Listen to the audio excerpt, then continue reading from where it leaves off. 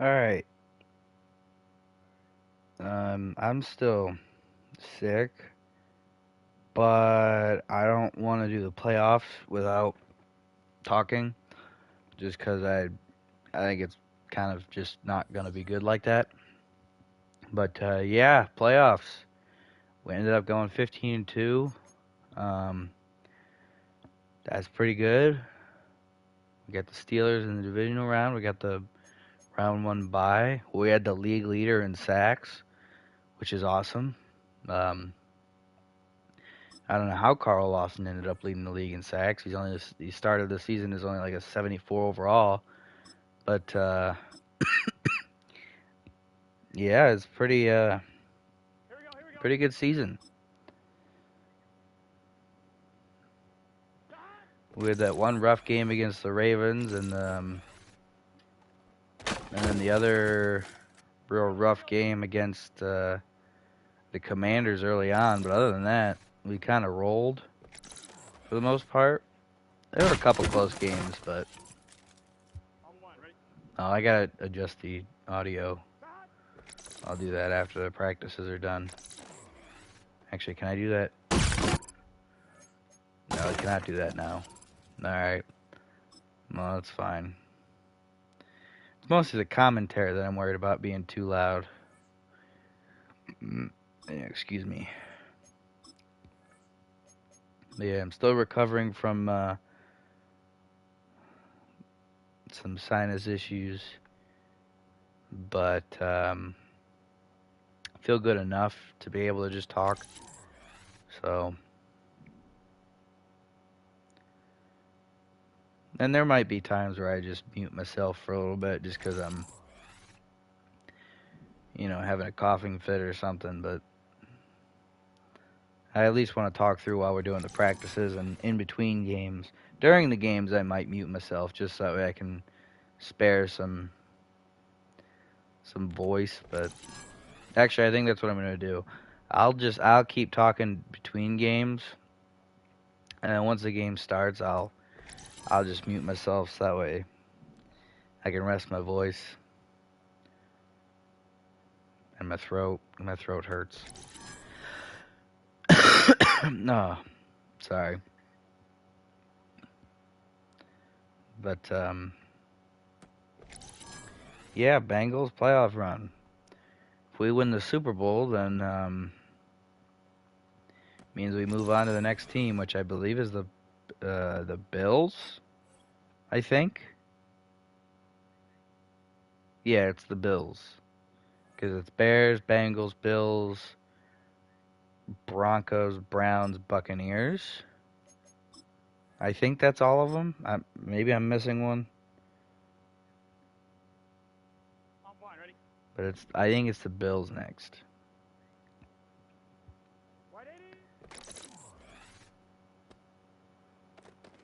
Yeah, Joe Burrow, 4,000-yard passer, pretty good. Jamar Chase led the league in touchdown receptions, over 1,000 yards receiving. We didn't have a 1,000-yard rusher, which is kind of wild considering how I like to play the game. But I mean, I made a note to myself preseason that I would try to air it out a lot with this team, and for me, 4,000 yards passing is a lot of airing it out. So I think I threw it more than I normally would have, and I think that that's commendable for me.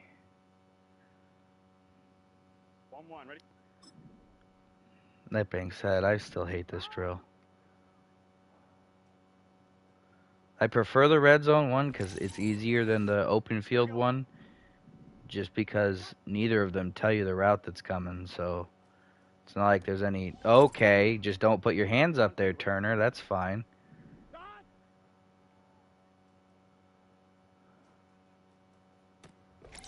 Okay.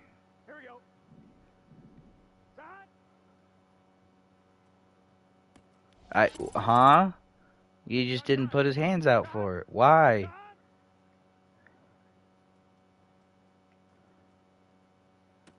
Okay. See that? That's infuriating that he just stood underneath it.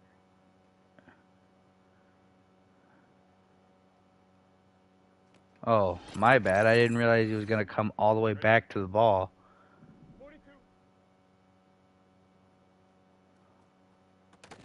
Dude, Tyler Boyd becomes superhuman during this drill.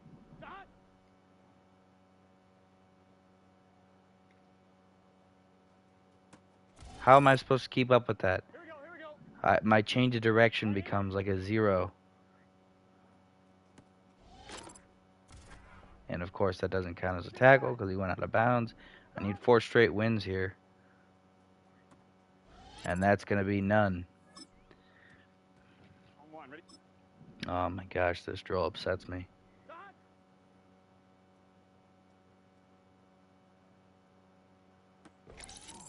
Thank you for actually putting your hands up that time.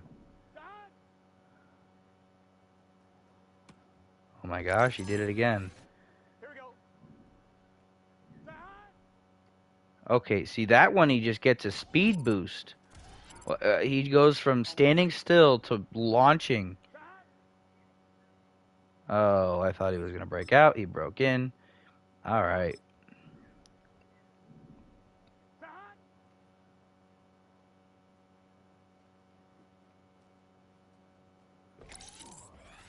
That should count as a forced incompletion. Oh, I forgot about that route. Oops.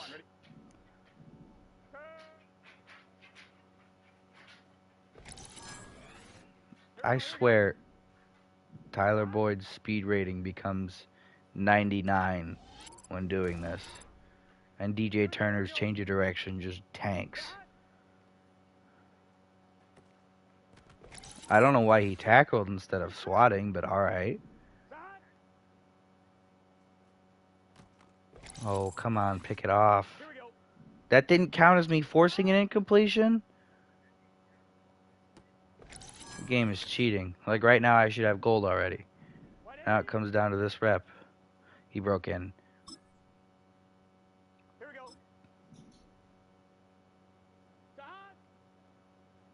Wheel route. Wheel route.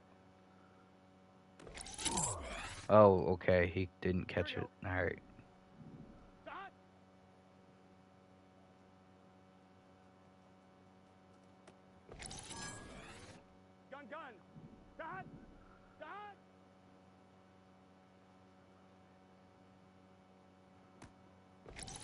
Alright. Come on. Come on. Alright, good. Final.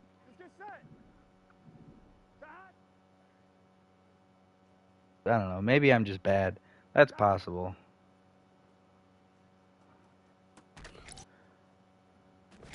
We went undefeated in that one. Won every single rep. That's awesome. That's cool. It's fine. Alright, but it's playoff time. So no longer do stats matter. No longer does glory matter. It's just about winning the game. So if we maybe run the ball a lot, you know, it is what it is. Although they do still have Cam Hayward, who has inside stuff, which is really annoying, and TJ Watt, who has no outsiders, which is really annoying. So we're going to have to work around that. If we run it inside, we got to run it away from Hayward. And if we run it outside, we have to run it away from Watt.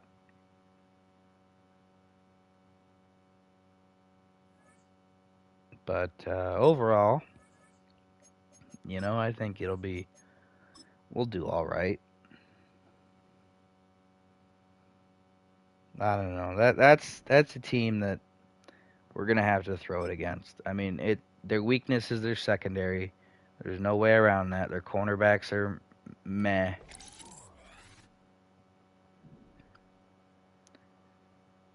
And their safety position has one stud and then one eh. So, but their front seven is fantastic.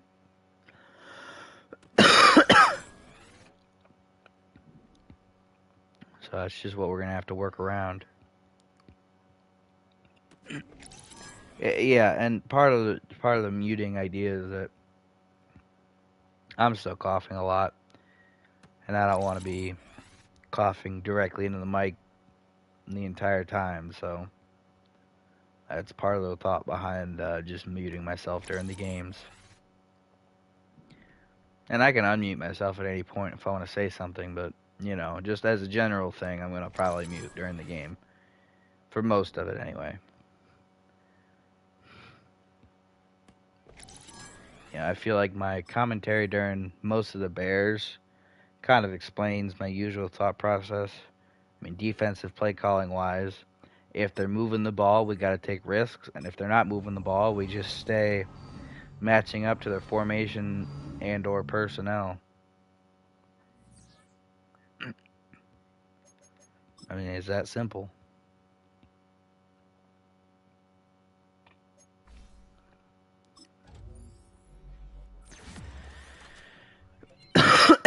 Daxton Hill with an upgrade. That's nice.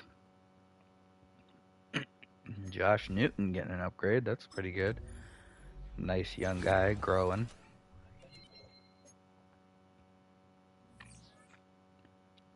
Not that we need a particularly young corner to develop at any time soon, because we have a pretty young group of corners. Also, we're top 10 in literally everything. We're 1 in offensive points per game, 10th in passing yards a game, 10th in rushing yards a game, 1st in defensive points per game, 5th in opposing pass yards, and 1st place against the run. That's pretty good. 44 passing touchdowns, 5 picks, 6 deflections. This is a pretty good team. The O-line is still rough. I mean, obviously, that going into it, we knew the O-line was going to be rough. Still have Jackson Carman starting at center, and he's still sub 70, which isn't ideal, but, Jonah Williams only a 74. Cordell Volson still only a 72. Hasn't upgraded at all throughout the season. Not an overall wise. I mean, he's gotten upgrades, but he's not he's not scheme fit yet, so we're upgrading that, but he hasn't overall completely gone up at all with that. Still working on Eric All. Eventually he'll overtake Uzama. Probably not by the end of the season. It'll probably be next season that he'll be over him. Problem with starting these rosters as early as I did was that like a guy like Yosivash, who's probably going to be at this rate high 70s by the end of the season, is that he's currently on the practice squad because he's like a 67, a 68 with an upgrade on the wings. So like he's a guy that really suffers from the fact that we don't have a spot for him just because of overall wise. I mean, I could have cut Alex Erickson and kept him, but then it's like, I don't know. I don't want to play the favorites game. I just want to start whoever's the best players for each position.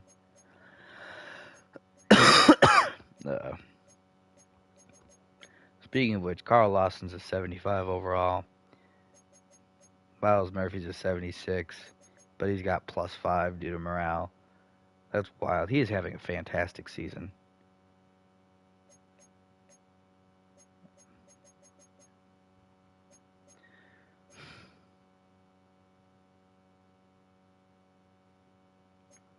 I'm just making sure everything looks good.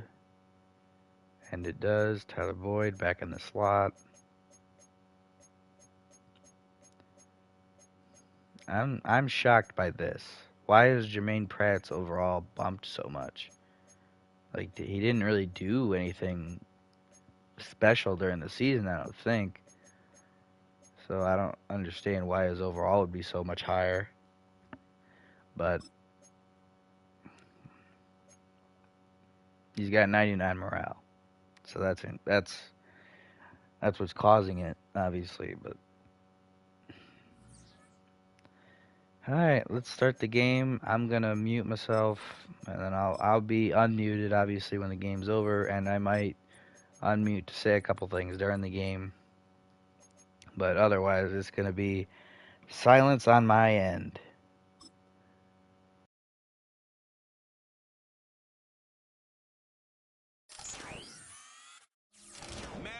football brings you the divisional round of the NFL playoffs.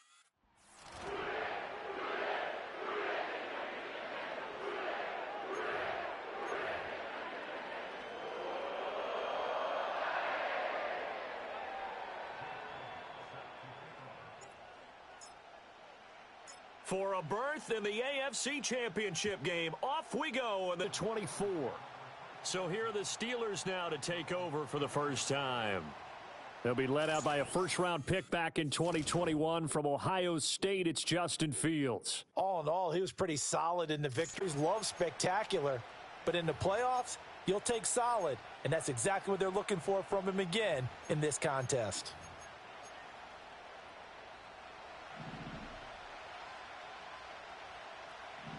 Here we go, Scott. Do it. And they'll send Pickens in motion right here.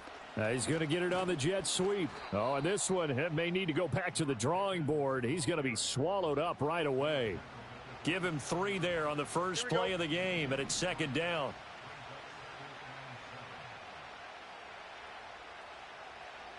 Right.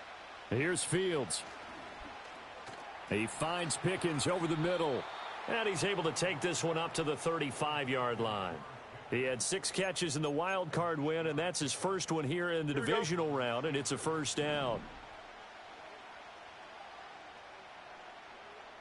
Hurry up, hurry up. They run with Samaje's younger cousin. This is LaMichael Pirine. And he is met at the line of scrimmage, and he goes down right there. Officially no gain on the play, and it's second down. Well done to sniff that out defensively. He had it diagnosed pretty quickly. I love that description because diagnosed is perfect on that one. Read his keys, made the play, and he couldn't even get going moving the football. Nowhere for Fields to turn, and down he goes. Multiple players combined for their team's first sack of the game. And this is what you've got to do against a quarterback like him. You've got to keep him in the pocket and not let him get to the perimeter, because once he gets outside, that's where he can really hurt you.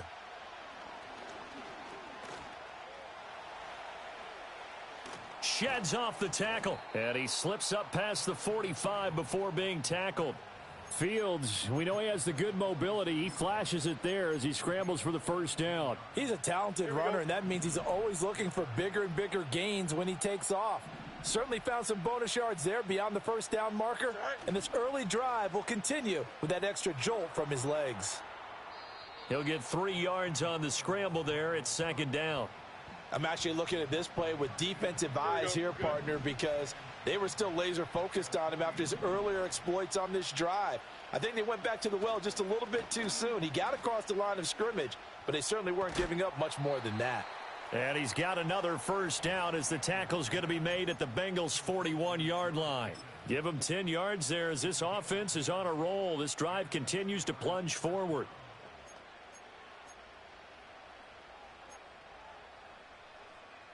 So they'll come up in Bengals territory now with a 1st and 10 at the 41. Now it's Fields. He finds Pirine out of the backfield. And he'll go out of bounds after taking it a little further down inside the 40. All defenses worry that whenever anyone catches the ball and has a head of steam come out of the backfield, it could turn into a big play with missed tackles or he runs through people. But they were right there waiting, and they stopped him for a minimal gain. Fields. It's a short one here, complete to the tight end. And he's going to be knocked down hard at the end of that one. Really a solid start here on the opening drive, Charles. He's now 4 of 4, and they're already in plus territory. Brandon, he's been so precise to start this game, like we're watching an operation taking place right now. Master surgeon at work. Under a heavy rush, and down he goes. Jermaine Pratt fighting in and dropping him for the loss.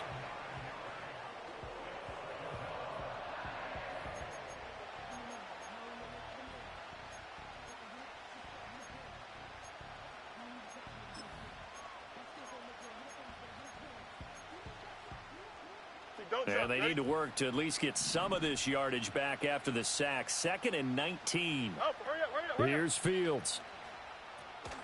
Got his man complete over the middle. It's Watkins. And I think as he began this throw, you saw that the area was congested, but he has a lot of confidence in his arm, and he fits that one in there nicely. They pick up the catch. Not much yardage afterwards.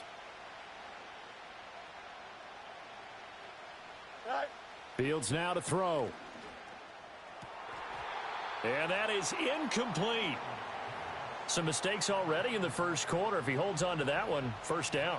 Yeah, and I'll guarantee you that at least one defensive back out there has reminded him of that fact, trying to get into his head and hoping that'll affect him the rest of the game. Not the touchdown they wanted, but hey, you're on the road in the playoffs. They did get 3 on the board. Yeah, it's a good opening drive, so you feel good about it yourself. You get to the sidelines. The defense feels good about you helping them right out of the gate. The team, yeah, they feel pretty good about coming in the playoffs and getting points on the board right away. The Bengals offense here ready to rock and roll. Joe Burrow is the man at quarterback. And he and his team, they were the beneficiaries of a first-round bye earned by a tremendous regular season. He'd been a little bit nicked up, so he could use the rest. And I'm sure his teammates felt the exact same way. But now it'll be interesting to watch their first few drives in this one, because sometimes getting the rest is great, but sometimes you accumulate a little bit of rust as well. Maybe they come out flat, and they can't afford that in the postseason. This early in the game, it's all about making steady progress downfield, hoping to lead to early points. And you can do it with your actual play calls or sometimes something a little more improvised, as we just saw there. And he slips up past the 45 before being tackled. Holding offense. So it's the big left tackle who gets tagged with a hold. And sometimes you're actually executing the block well, and he starts to slip off of you, and instinctively you reach out and grab him. And when it's done like that, it's often seen by the official and called.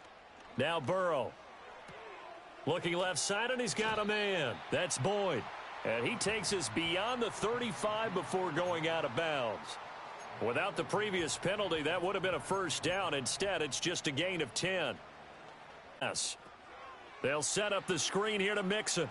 Into space at the 45. And he'll be taken down, as that will take us to the end of the first quarter of play. Ready for the second quarter from Cincinnati. It's the Bengals with the football here, as they've got it with a 1st and 10.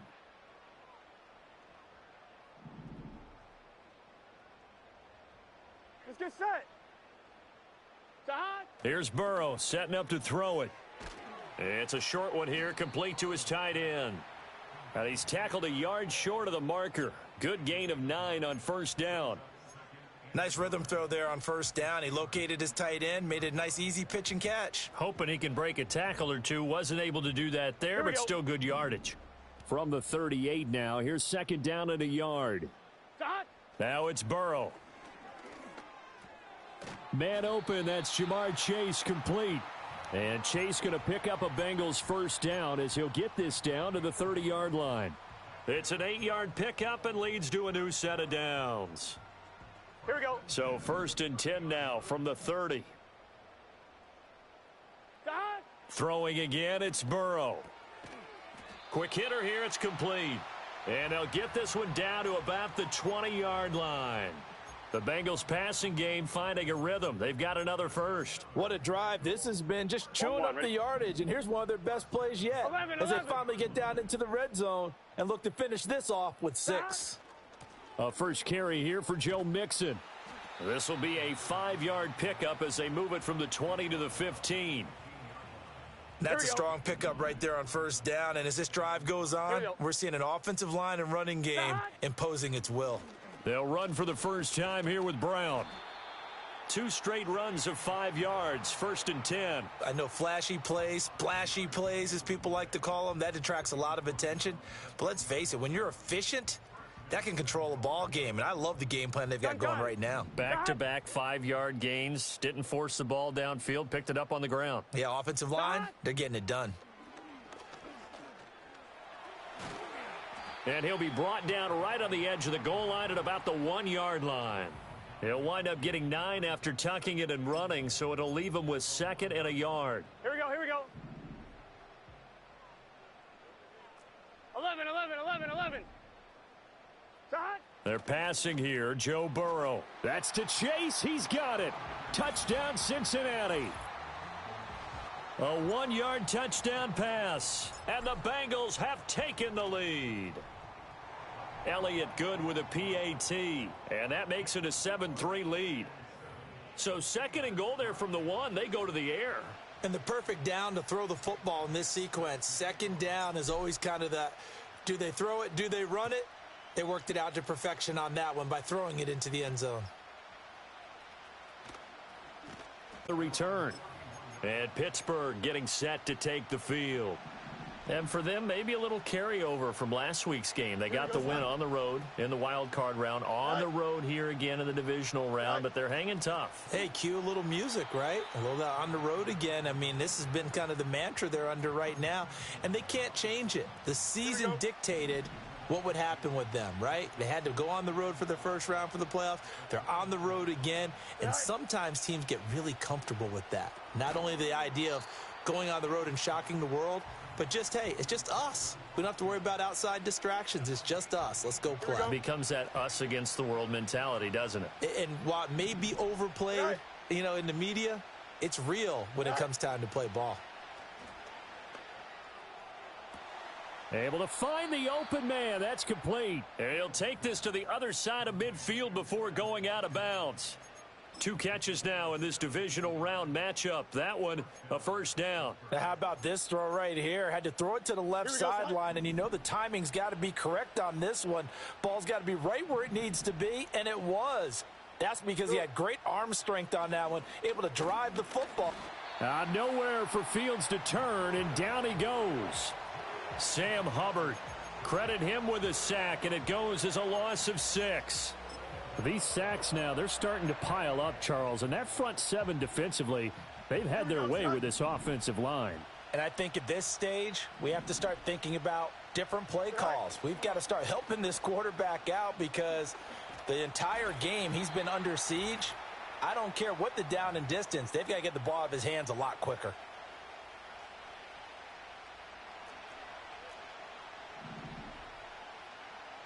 Here we go. Go. On 3rd down, it's Pirine.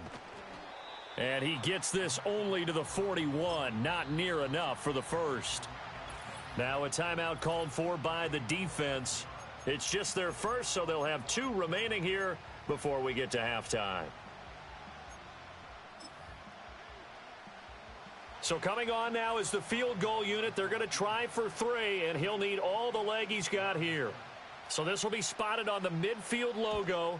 It's a 58-yard attempt, and this one is no good. He missed it, and that will keep this a 4-point game. Well, Brandon, anything beyond 50, you start rolling the dice a bit. And once you get up around 57, 58 yards, the chances of making it go down dramatically. And sure enough, this one winds up no good. Here's Burrow. This is caught. It's Boyd. And they'll wind up getting this one all the way down inside the 20. The catch and run going to wind up netting him 33 yards. So the big play means just like that, they'll operate from the red zone now on 1st down. He gets this one to Boyd. Holding offense. That's on the guard, Kevin Zeitler, first-round pick back in 2012.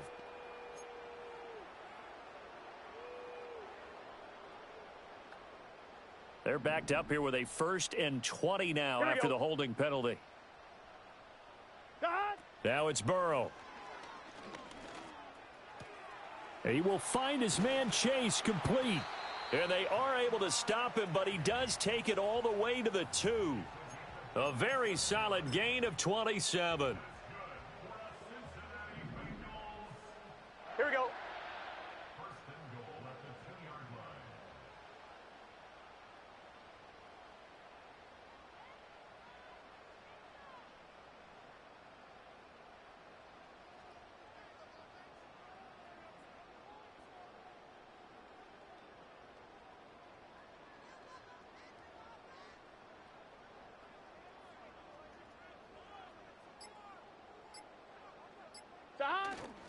Mixon is in.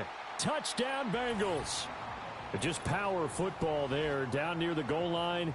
Give it to him. He's able to push his way across. Yeah, they went heavy there. Sometimes you have those big offensive linemen come in, have to report like they're eligible, but all they're doing is getting a good stance, blocking, and getting their runner across the goal line.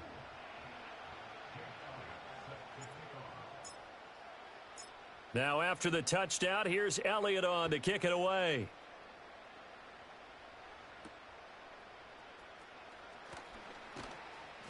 And they'll get him down inside the 30 at the 27. The Steelers taking over now late in this first half. Well, not much time remains here in this first half. We'll see if they can get something out of this drive, at least a field goal. They could certainly use it, down by 2 scores. 35 seconds, all that remains in the first half as they come up on first down. Back to throw, Fields. That's Ward, complete right side. So he'll be stopped here for no gain. And it's second down. Well, that was a simple throw and catch, but even with that completion, 0 yards gained, so they're behind schedule on down and distance. I think they were hoping to get it to him. He could make a man or two miss, but that window closed quickly.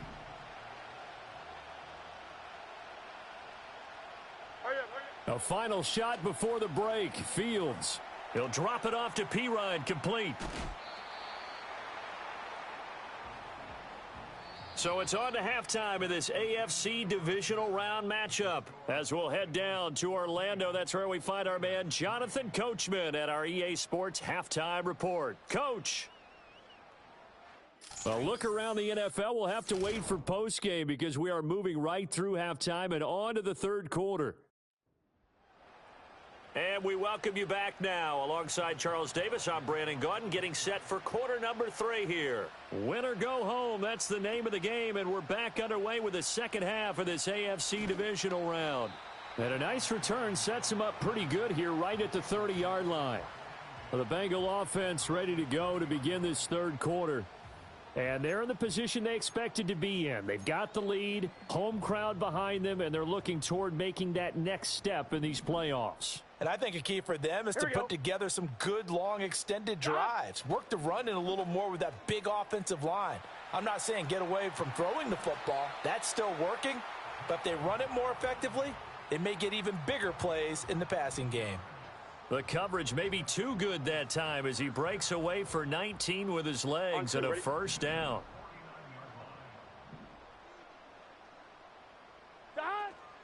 Shotgun handoff to Brown here. And he fights forward for a modest 2-yard gain, second down. They suspected it was a power play up the middle coming at them, and boy, were they right. That defense got downhill in a hurry and limited them to just a couple on first down.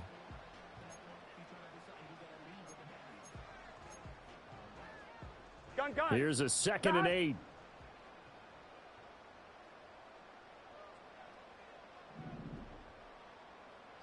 Burrow will throw. Throw left side complete. That's Boyd. And they're going to have themselves another first down as the tackle's made at the Steelers' 28.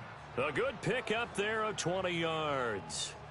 And now we get into the psychology of the whole thing, because a lot of teams with a 2-score lead in the third quarter, they almost become defensive with their offense, just playing not to lose. I think with this team, you got to figure at this point, this is a great spot for them to go into attack mode, really try and put the hammer down and finish this one off. Out of the gun, it's Burrow. Got a man open, it's Chase. And inside the 20 before he's brought down. It's a first down, his 4th catch of the game after having 3 in the first half. Another nice play there. They've gotten down into the red zone in no time at all. That's what this offense can do when they get on a roll. And now they're set up with a 1st and 10. Here we go. So the ball down to the 16 here for 1st and 10. He'll drop to throw. And he takes a shot on the release as this will be incomplete. Well, that's a good piece of quarterbacking right there, because he certainly felt the pressure coming. The alternative, getting sacked for the first time. He didn't like that option at all. Did a nice job saving yardage by throwing that one away. Get set. 11. From the shotgun, it's Burrow. He'll look underneath and finds Brown. And the Bengals are going to have a 1st and goal as the tackle is made at about the 5. It's all pretty simple sometimes, isn't it? Go where the defenders are not, and he does exactly that. Makes a nice catch to move the chains. Defense, got to find a better way of accounting for the shorter routes that are being run against them.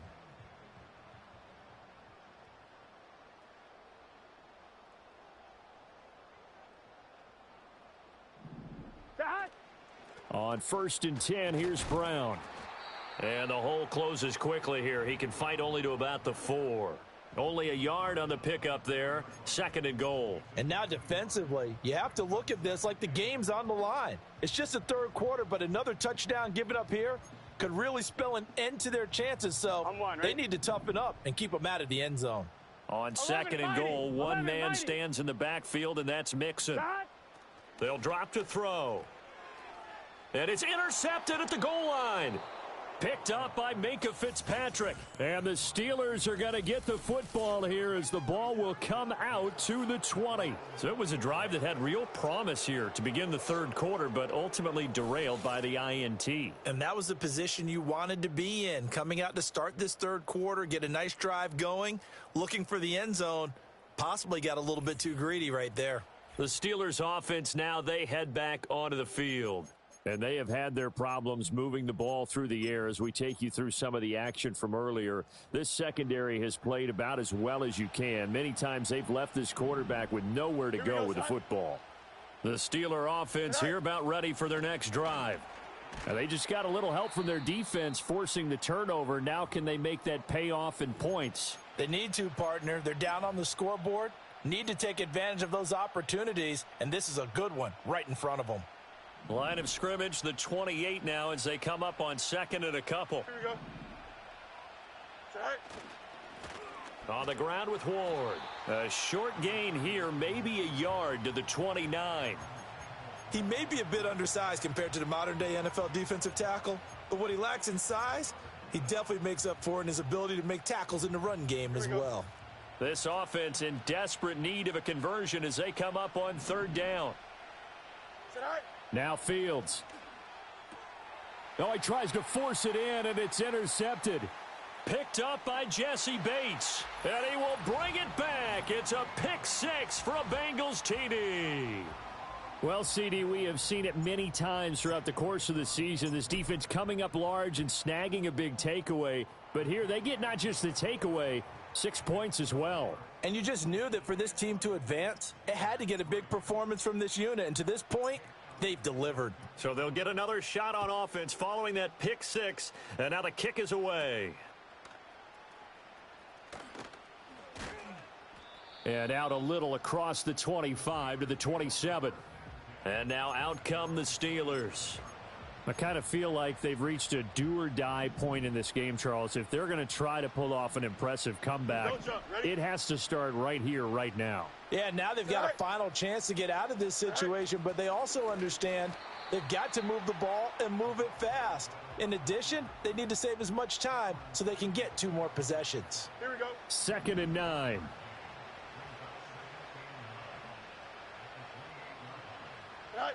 To throw is Fields. And he can't find a receiver, and he's brought down. Cameron Sample able to drop him for a loss of 4 from his defensive tackle spot. So one quick, easy analysis about why they've struggled so far. They keep putting themselves in 3rd and long situations. They just took another sack right there. And the offensive film session tomorrow may be a little longer than it normally is. Not a lot of positive grades will be handed out thus far. And that's going to be incomplete. The contact there enough to jar that ball free, and it brings up 4th down. On is the punter, Johnston, now as he sends this one away. It'll be a 39-yard punt, no return. And the Bengals take over 1st and 10. Now the Cincinnati offense ready to see what they can do here. Here we go. And now you've got the clock winding down here in the 3rd quarter. You're 3 scores to the good. What's your approach on this drive? Too early to fully commit to playing the clock game. Yet at the same time, you're also not going pell-mell like you would in 2-minute offense. This is what NFL offenses call 4-minute football. take the clock out of the game a little bit, wind it down, but at the same time, keep advancing the ball down the field. Well, you certainly have to give a little credit here because they're playing this game now at their pace. This is ball control football, sustained runs, taking their time, and making it work. And they'll let their fullback try and push the pile. And he is going to have a Bengals first down, maybe by about a yard as they find a way to convert on 3rd and inches. 3rd and inches, just turn around, hand it to the big guy, and let him plow forward and pick up a first down. A lot of people think that the offensive line, they may almost take the play off because they got a big guy back there pushing forward. I think it actually works in reverse. I think they block harder because they love seeing that guy get the ball because he doesn't touch it very often.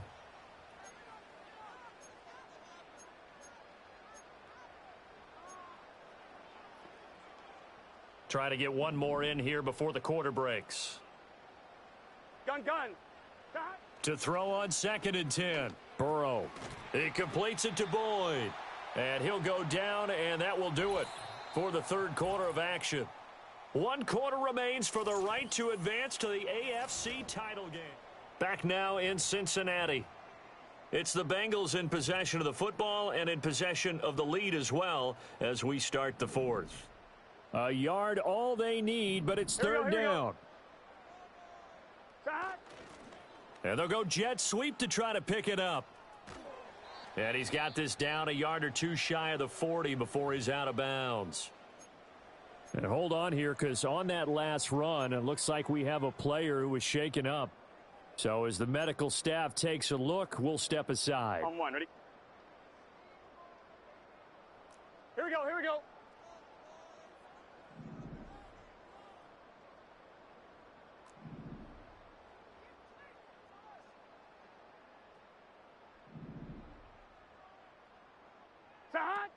Mixon with a first down carry.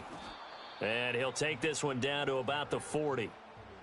Just a yard on the first down carry, so it's 2nd and 9. Brandon, I've got to think this offensive line has got some smiles on its faces. And I know it sounds crazy, but they practiced for this back in training camp. They knew they'd be in situations where there'd be extra defenders in the box coming after them, trying to keep them from locking down a game. Right now, they want to show the world they're up to the challenge. A gain of 2 there on the heels of a 1-yard pickup on first. So they need 6 yards here on 3rd down. They're 2 for 2 on 3rd down tries so far on this drive. Throw left side complete to Chase. And they're going to have themselves another first down as the tackle's made at the Steelers' 22-yard line.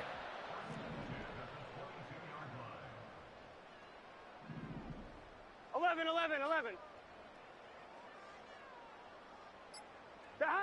Looking to throw. Into a double team, and it's intercepted. Picked off by Deshaun Elliott. And the Steelers are going to have it here as they'll start at their own 24-yard line. Well, that interception at least offers them a glimmer of hope here in the 4th quarter. It certainly does if their offense goes out now and makes it pay off by getting into the end zone. And if it does, then they get a chance to get back out on the field and try and do it again. Maybe they can force that offense into more and more mistakes and give them a chance to get back into this one totally. They have still a 3-score hill to climb. We'll see if they can do it. Here we go. Oh. Fields. Completes it to Austin. And they're able to get this one across the 35.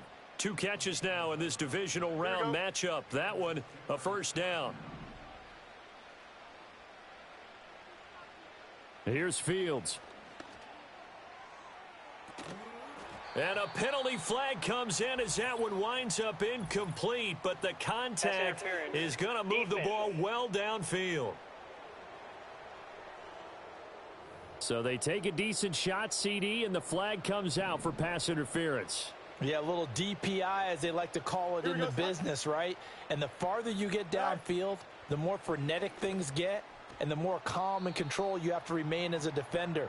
That was a little bit of a slip there, and the penalty will go against him. So the completion good for just 3, and that'll bring up 2nd down. Here we go, son.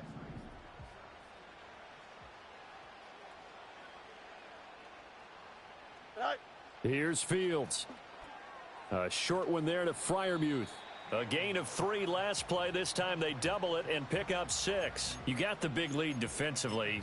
Willing to give them that underneath stuff, right? And this is why you work on your tackling. Tackle them after the catch, inbounds, keep the clock running. Just go ahead and bleed the game out that way. Now Ward. And he's able to pick up the first down here before he goes down at the 26. Now it's Fields. Has his man. That's James. This will be stopped about 2 yards shy of the marker. 8-yard gain, 2nd and 2. Fields now to throw.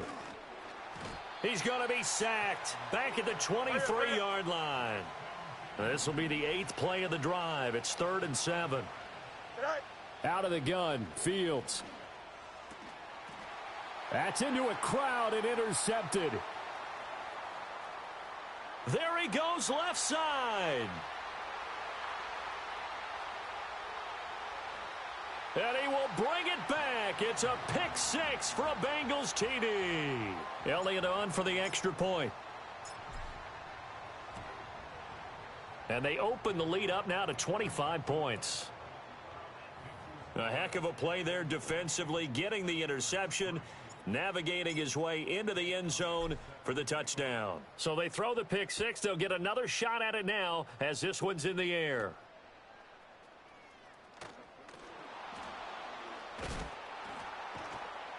And he'll take it up past the 25 to the 26-yard line.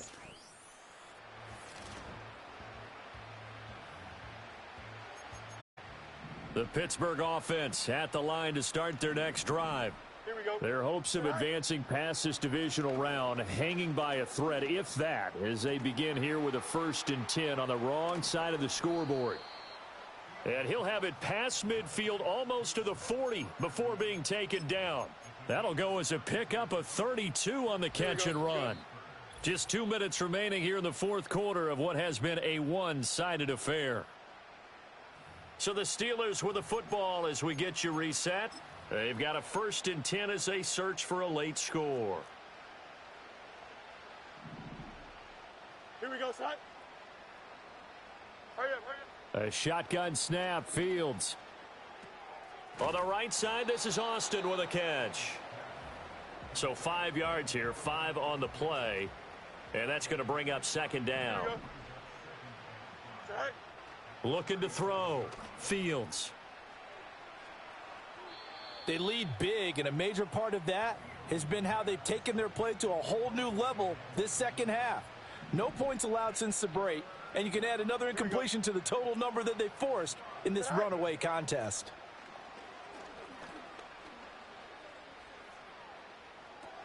Pass to the sideline and pulled in. And he is out of bounds inside the 30. Don't jump. Ready? From the gun, here's Fields. A short one there to Freiermuth. And just 3 yards on the catch there. He couldn't get away. And it'll be 2nd down. Here we go. Again, Fields. This is caught. And so close. He gets it to the 1. Out of bounds right there. A really nice gain of 25 yards.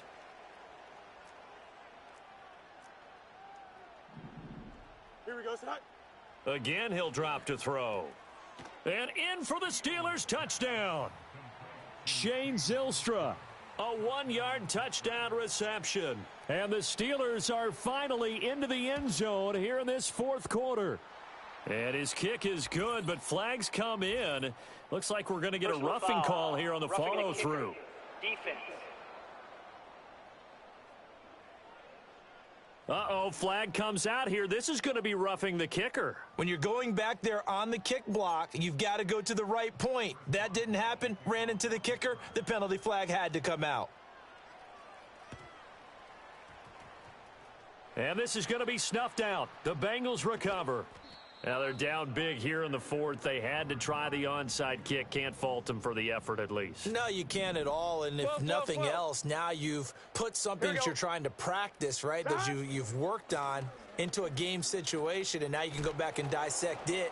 So if you need it again sometime, maybe you'll find a better way to do it. But, yeah, this game's pretty much done for them. Offense.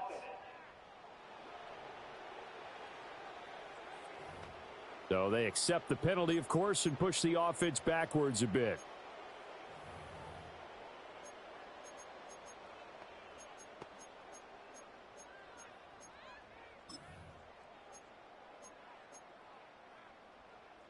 On 2. So following the hold, they're in a bit of a hole here with a 1st and 20. Here we go. 11, Thomas. Dot. Now it looks like he'll throw here. Looking deep here for Chase.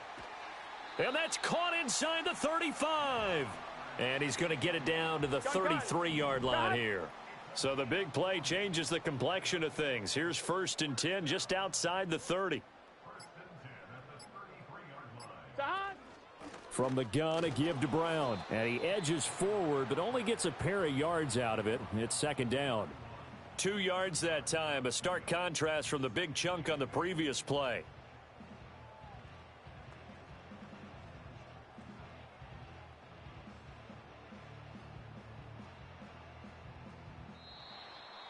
So they stay alive in the NFL playoffs, move on to the conference championship. And do you think that the printing press is starting to get those T-shirts and hats ready, my friend? They have to, Brandon. They have to be ready because if you... All right. That went well.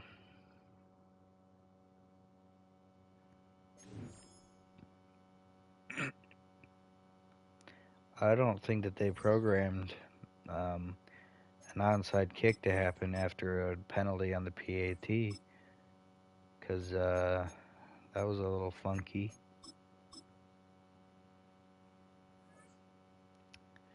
So that's fun.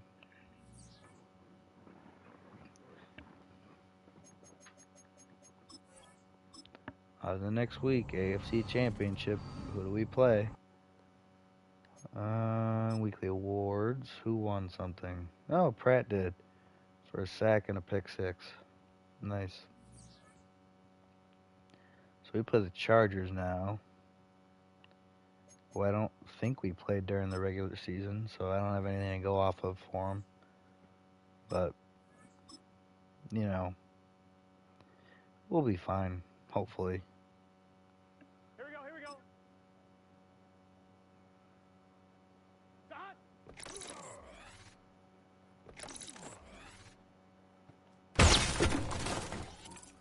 I don't believe they have anyone with inside stuff, so either way, we'll be good against them because we can actually run the ball up the middle without any worry. Now, Cam Hayward didn't disrupt as much as I was worried he would, but he definitely got a little close, and obviously I didn't even attempt to run it outside to TJ Watt. So, but I made both of them non-factors for the most part, which was the idea behind how we called the game.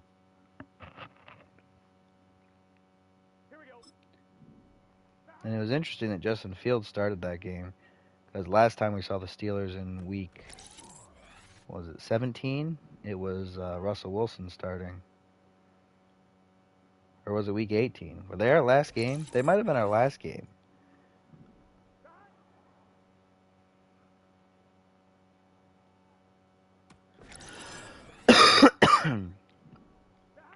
But anyway, one game away from the Super Bowl. And we got the Chargers.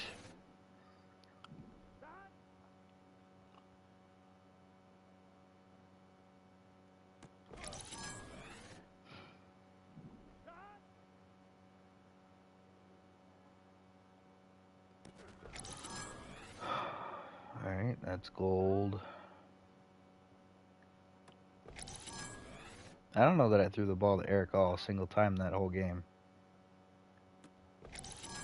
I know I tried to a couple times, but it wasn't open.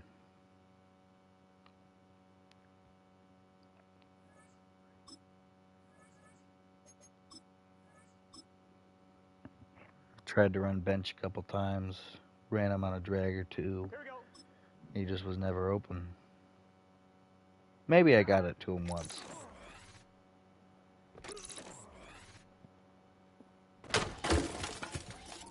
Yeah, that whole little secret weapon thing that happens. Like, I know it's weird that Chase Brown was allowed to be the option for that when he was our leading rusher. So, like, I don't think he's sneaking up on anybody. He's very clearly our most efficient running back. Like, Mixon's fine, I guess, but he's not, I don't know, he's not as dynamic. Like, sure, he won't. I don't know. He maybe he's more. I honestly at this point I'm kind of tempted to just have Chase Brown be the full-time everything guy, because I don't know. Mixon has not impressed me thus far this season. Obviously, it didn't help his case that he got hurt early on, and Chase Brown played really well in his absence, so well that he ended up getting to superstar. But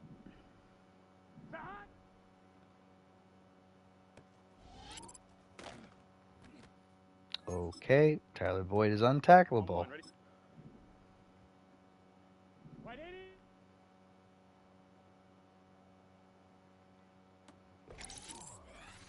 On one, ready?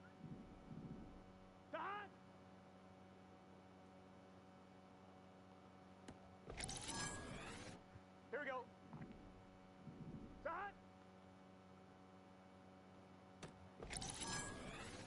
Here we go.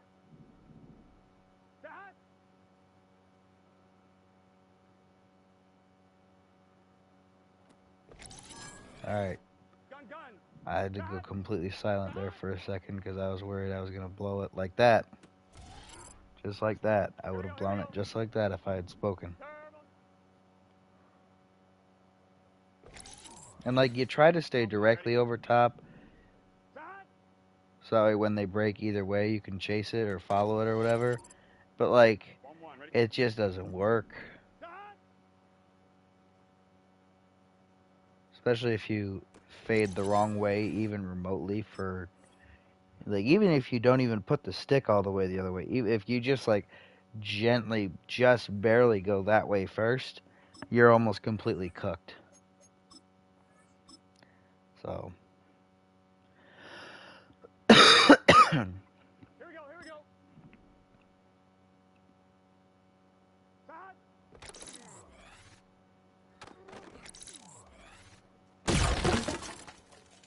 On two, ready? Oh, man.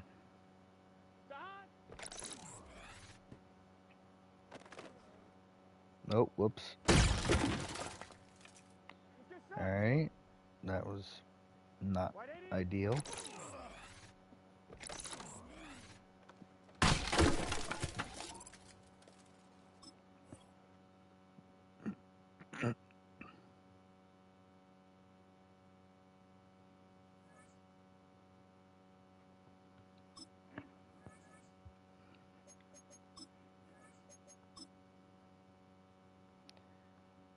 Okay. On one, ready? Set him up in and cut out.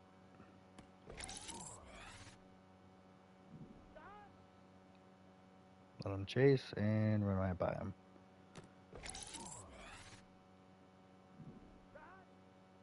Set him up and cut out. This drill is super easy. Like, if he goes outside, if you go inside of him, then you let him chase you inside, and then you cut outside where he can't keep up. And if you stay outside of him, then you just work the leverage to keep him in, and then you cut out, and you've created separation. Like, it is beyond too easy.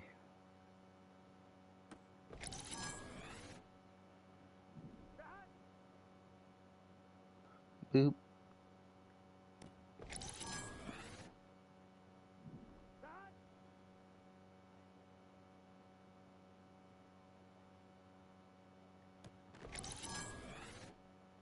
touchdown.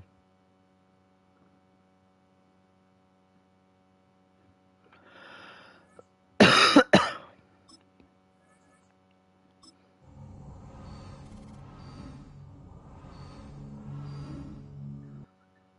right. 2 upgrades. Ooh. Miles Murphy going up to a 77. Still not being a starter. But, you know, up to a 77. 78 plus morale. And Dejon Anthony becoming a better safety for when we use him in big nickel, which is good.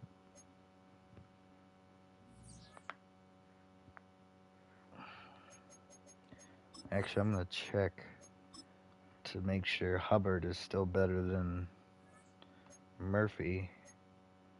Yeah, no, Hubbard's an 81. Murphy's a 78. And obviously Carl Lawson's an 80. It's just wild that it's +5. Because normally it's like +2, +3, maybe. You know, but like +5 is insane. That is such a high morale boost.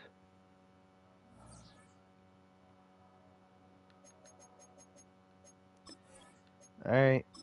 I'm going to play the conference championship. I'm going to mute myself again. So, see y'all on the other side, more than likely. I mean, again, I might come in and say some stuff and talk during it. But, I mean, if I don't feel a need to, I'm definitely not going to. So, see y'all on the other side.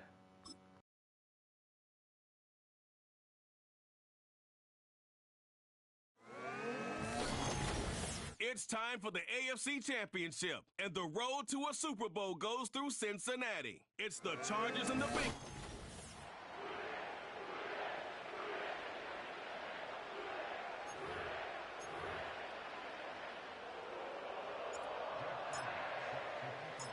Time to determine who will represent the AFC in the Super Bowl. The conference championship is underway. And the return sets them up just beyond their own 20. So now out comes the Charger offense for their initial drive of the game. They'll be led out by someone known for putting up numbers since he entered the league back in 2020, the Oregon product, Justin Herbert.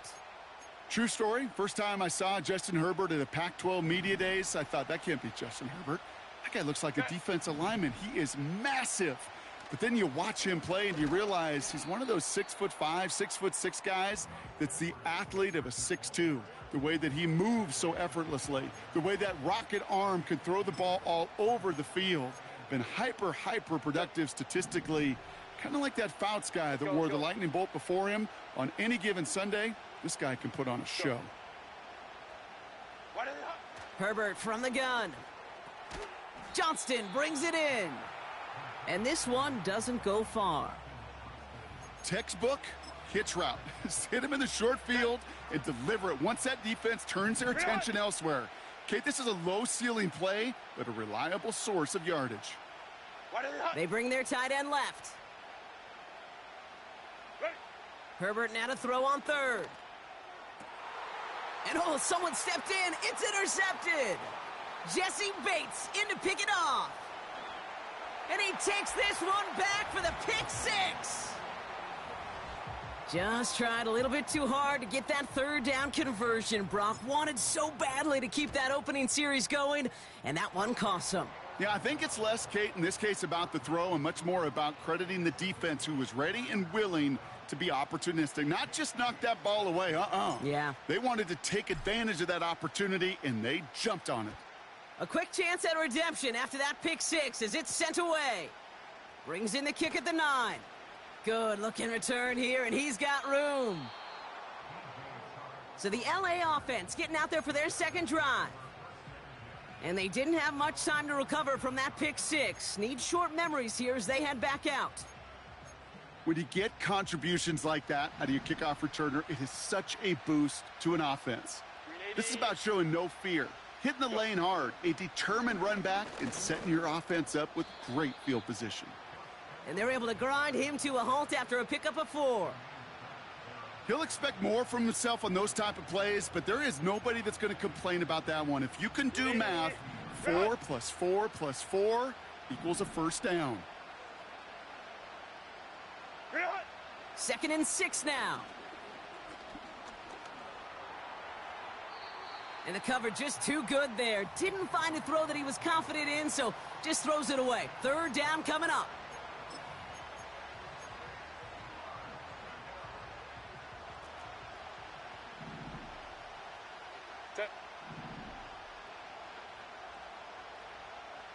Let's go. Set. Shotgun snap to Herbert. This ball's caught by Palmer. And he's going to get stopped right around the 45-yard line. So on 4th down, here's J.K. Scott on to punt it away for the Chargers. And he can't hurt you with the return if you just kick it out of bounds, right? This one flies out right around the 15-yard line. So here come the Bengals, ready for their opening drive. They're led out by the legend over in LSU, the former #1 overall pick in 2020, Joe Burrow. When Joe Burrow's between the white lines, he's one of the game's best and most entertaining quarterbacks. He just has a cool factor that is the envy of so many. Nothing seems to bother them other than some injuries that unfortunately have ended seasons early. When he's on the field, the timing, the anticipation, Kate, the precision with which he plays, he has very few. They get him on his first throw in this conference championship. Asante Samuel Jr. makes the play. And the Chargers will get the football right at that 25-yard line following the interception. They'll get this drive started. 1st and 10. Go. Working from the gun here, it's Herbert. He keeps those feet in and makes the catch. I know I can sound like a broken record when I talk about timing and getting the ball out on time and on rhythm, but these outcuts, it is so imperative, and the best of them make it look oh so easy. Edwards on the shotgun handoff. And he'll go down. Looks like they're marking him at the 11. That one gains 7. And the Chargers will have a first. Some backs are easier to tackle than others. Some, well, they just choose violence. They look for those opportunities to bust through tackles and keep those legs pumping. 1st and 10. Here's Herbert. Bails out of the pocket quick. He gets a little something out of it before sliding to a stop. It's one of those situations, not much to be had there no matter what he did with the ball. Even if he scraped a positive gain out of it, that's still a win and a confidence builder for this defense. Go. Now Herbert to throw. Got it. And he's able to get it to the 2 before the stop. Kate, if there was one throw in the game plan that kept me up at night more than any other, it was an out route versus zone coverage. Because you got to throw with anticipation, but you also got to make sure those defenders' eyes aren't reading you like a book. Oh, no touchdown. It's intercepted. Cam Taylor-Britt picks it off. Not a lot of one-play swings bigger than that one right there. That throw looked destined for 6, and instead, well, it gets intercepted by the defense. The only way to get bigger is if he somehow returned it 100-plus yards for 6 the other way. But what a gigantic swing of emotion. 1st down, Burrow to throw. Ooh, he got hit as he was throwing, and unsurprisingly, it falls incomplete. 2nd down coming up. And this is why scouts talk about a player's closing speed, Kate. You know, once he senses the pressure, he's getting rid of that ball. It takes a player who can close quickly to get to him before it's released. And that sure altered the throw. And he'll have it up to about the 23-yard line on the play. On 1, ready? Let's see what they draw up on a 3rd and 7. Burrow out of the shotgun. He's on the move. Puts together a quality gain here before sliding to a stop. It's a 13-yard play, and that's enough for the first. You know, Kate, back in the day, we had a slip and slide at practice for moments just like that. Actually practicing how to slide and get out of harm's way. Nice gain on the play, and denied that defense yet another chance to take a shot on him. And he drives ahead for good yardage up to the 45. Give him 9 yards. He almost moved the chains there. It's going to be 2nd and 1. Well, that doesn't net a first down. You get yards like that in the run game, you will take it in the NFL. Nice spot here for the offense. It's 2nd and 1. They'll run again with Brown. And he made a bid for midfield there, but stopped on his own side at the 49. So we're through.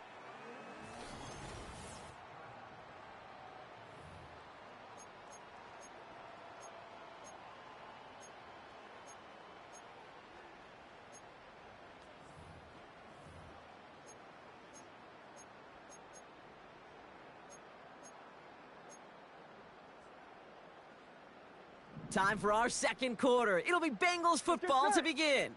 They're looking at yet another 1st and 10 on this drive. Got his target, it's Higgins. And he'll cross the 50 and start pushing onto the opposing side of the field. Here we go. Halfway to the marker, it's 2nd and 5. Back. Burrow back to throw. Short pass caught by his tight end. And he's taken down at the 30. Now after making that catch, we see he's shaken up. Trainer's heading out to take a look. 1st and 10 now from the 30. Here we go.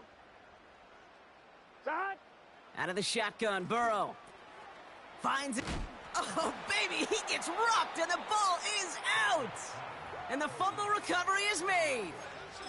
Man, they had to be exhausted by that point, Brock, which makes it even more impressive that one of them somehow found the energy to force a fumble like that, finally get them off this field. Yeah, it's thrilling for the defense, Kate, but geez, it's demoralizing for an offense because you could feel it. You could feel it when you've kept that defense and ground them to a nub, and you just feel that energy being sucked out of them, and to not take advantage of it just stings that much more. 2nd and 6 coming up here.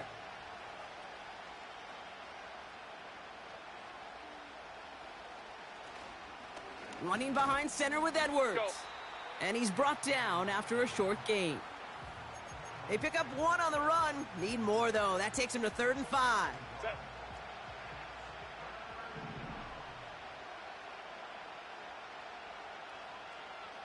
Let's go. Putting the tight end in motion. Set. From the gun on 3rd, it's Herbert. He has the first over the middle. And they finally bring him down, but that is a big gain and a new set of downs. That goes as a gain of 25 yards and picks up the first. Ram. Ready. Back to throw, here's Herbert. He completes it in traffic. And he drives this across midfield and down into enemy territory. He's just one of those guys, Kate. Even when he's not open, he's still a target thanks to that physicality and his ability to just play bully, get him the ball. And the defense not caught off guard at all. They track him down after a small gain. This is one of those real modest gains, Kate, that I like as a call. Adds just a little more variety to your playbook. Makes that defense wonder. Those guys on the other side of the ball think a little bit. This dude's not just a receiver. He may get in the run game as well. Shotgun now on 3rd down. Got a man. Palmer has it. And he's able to reach the 40 on that play. Set. The drive picks up here. 1st and 10. Ready. Ready. Herbert now. Short pass caught by his tight end. And this one does not go far. Every once in a while, it's fine to be conservative on 1st down, especially when you get enough to stay on schedule and get a little something coming out of it, too. 2nd down now, 7 to go. What is it? Go. Herbert now, blitz coming. Down he goes, the Bengals got to him. And that pushes them back, 3rd down coming up. Even from the booth, Kate, I could hear it. I could hear that front 7 telling the guys on the back end, hey, all I need is a couple seconds of lockdown from you guys, and I'm going to get to this QB. You promise that you deliver? And that's exactly what they did, wasted no time in getting that sack. He's running for it. You know, Kate, they always say that QB clock, you know what it's more like? It's more like an alarm, especially in a situation like that, and it's a good thing you woke up to it, able to make something out of nothing and at least keep them moving forward. So on 4th down, on comes Cameron Dicker and the Chargers for a field goal try. This from the right hash and a considerable distance. Has the distance, but headed well left, no good. And the deficit stays at 7.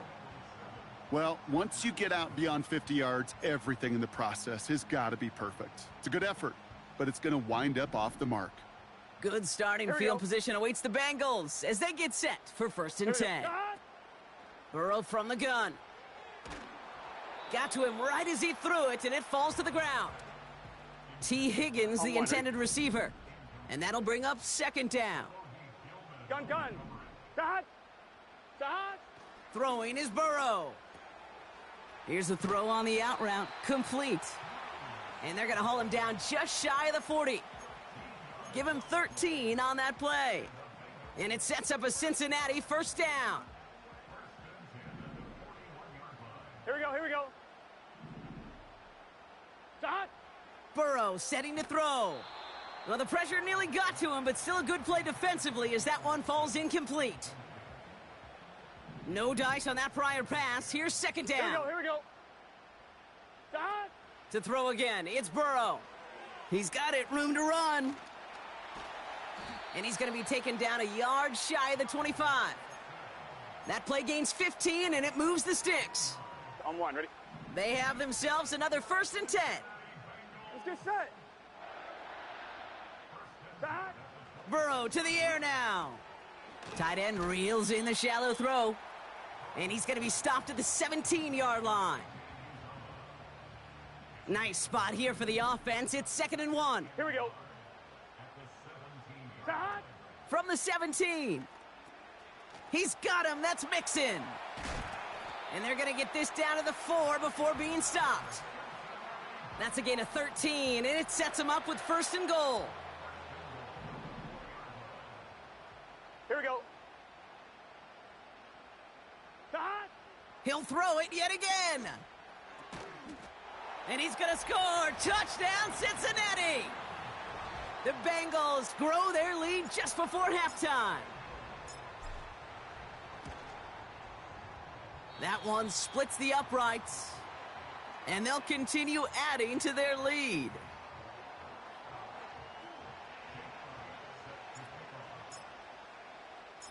Elliott's all set for the kickoff.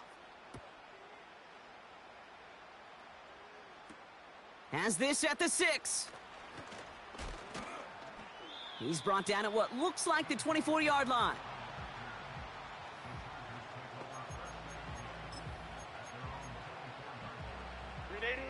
A little less than 30 seconds to go as they begin this drive. Herbert on 1st down. That throw finds Johnston. And he'll push this upfield and earn them a new set of downs.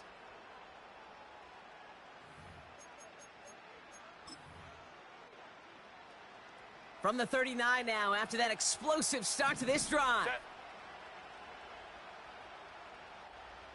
1st and 10. Here's Herbert. This ball's caught by Palmer. And they're going to bring him down just on the other side of midfield. LA uses a timeout here. It's 2nd.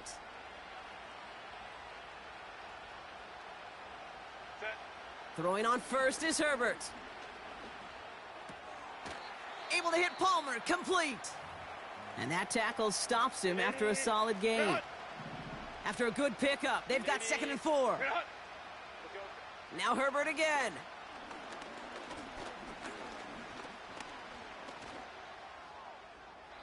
And he doesn't see a window he likes, so he just got rid of that one. And it brings up 3rd down. You know, Kate, that was one of those situations where you hear a quarterback having a clock, right? You know, and he had enough time in the pocket, but then it was like, okay, time is running out, and I got to do something. He did not force a throw and risk a pick. Instead, he just got rid of it and cut his losses. Online, but not enough juice. It's no good short. And that's going to keep the difference at 14 points. Hey, listen, I know kickers are arguably better today than they've ever been in the history of football. But anything from 60-plus is still awfully ambitious. Here we go. And that time, it didn't pan out. Here we go. Sahad. Throwing it just before halftime. Throw came out right as the defense got to him. That's an incomplete pass. No need for halftime. We'll just keep it right here and get started with the 3rd quarter.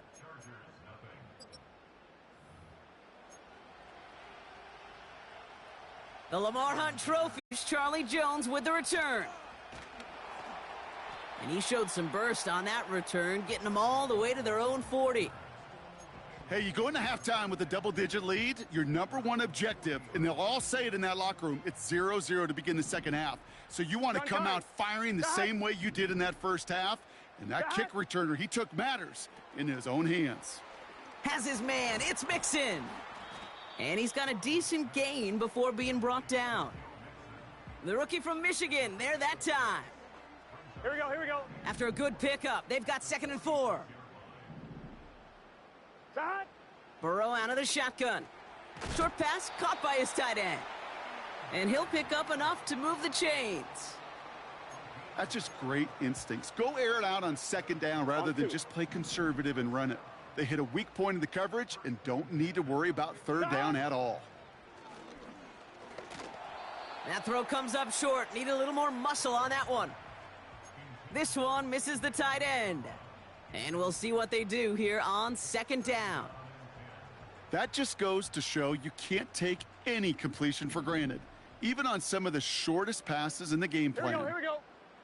Shot. On 2nd and 10, Burrow again. Rifles it, and it's caught. And it's good yardage, but they tackle him short of the sticks. You know, Kate, over the years, I have heard defensive coordinators say, hey, you got to earn the right to rush the passer. You got to earn the right for me to call blitzes. And when you call a blitz and you don't get home and you don't hit the quarterback, you've earned nothing. Complete beyond the marker. And they bring him down around the 34. 8 yards on the gain, and the drive continues forward. Here's 1st and 10 from the 34. A give to Mixon up the middle. And he can only get a lone yard. Took a couple of guys to haul him down near the line. You know, they got some positive yards. That's a good thing. But too many plays like that, it just is too hard to pile together, get first downs against the better defenses in this league. They come through with a nice gain there. Gain of 10, 1st down. I'm sure coach and play caller doesn't mind making the job a little bit easier. You know, play calling's a lot simpler and easier when you count on the offense to move the chains on those early downs. On 1, ready? A new set of downs awaits them. Here's 1st and 10. Shot. From the gun, a give to Brown. And he'll make his way down to the 16-yard line. Give him around 6. That's going to make it 2nd and 4. You gain that kind of yardage in the run game, and you're going to gain the trust of your offensive coordinator. Plays like that, runs like that, set the table for everything else in the playbook. And that'll be enough for the first as they touch him down. Look up contested catch in the football dictionary, and you'll see that. I mean, I can't critique the defense there. They're in the hip pocket of that tight end. But these contested catches, these tight ends that can separate with their hands, utilize their body, even when you're covered, you're not. And he's short of the first after a mild gain. We'll get a stoppage now. Looks like we have someone banged up after that run, in need of some attention. 2nd and 6 coming up here. Now a shotgun handoff to Brown. And he'll bring it into the end zone. Touchdown, Cincinnati. The Bengals grow the lead coming out of halftime. Elliott on now to attempt the point after. That one right down the middle.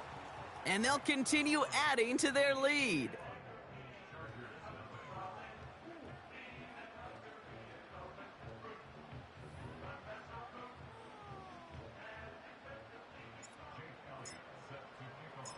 Elliott's all set for the kickoff. Here's a return from the 7. And this drive will start inside the 25.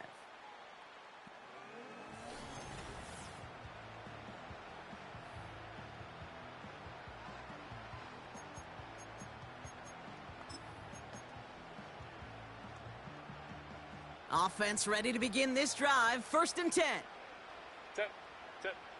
To throw, Herbert. And the Bengals are too much. They take him down. And the big play drives them backwards. 2nd down coming up. You know, when we watch the combine each and every single year, I hope you get good enough to understand as a football fan, Watch the big guy's first 10 yards. Ready. Don't watch the ends and the linemen run 40. Watch their first 10 because that's the most critical. And that defensive end showed you right there the kind of explosive burst in the first few yards to get home for the big sack. The Bengals obviously thinking pass here on third down. They're going to counter with a dime look. Throwing now, Herbert. Got a man. Palmer has it. And he's going to be brought down after getting this up to the 22. The Chargers lined up in punt formation. And this is the second time he's been brought on to kick it. He sends this away, and oh, this is going to be a field flipper. And they bring him down to put a stop to that return. So no return on that punt. And it'll be Bengals football. Here come the Bengals to take over once again. They are in great shape here as we wind down this third quarter. They've got a 3-score lead. Another, that could put this just too far out of reach. 1st and 10 now from the 30. Here we go, here we go. Side. They'll begin with a run by Mixon. And he's brought down after a nice gain and a first down. Offensive coordinators tell us all the time, big runs only happen with coordinated efforts. Great blocking to spring them. Guys hitting blocks downfield, and a back who can show off his wheels. And he's able to reach that midfield stripe after some solid running. I'm fine, ready? 2nd and 3 now. Side. Here's Brown again. And he's going to be brought down after reaching the 43. Call it 7 yards on the play, and that's enough for the first down. Only one frame remains before we see...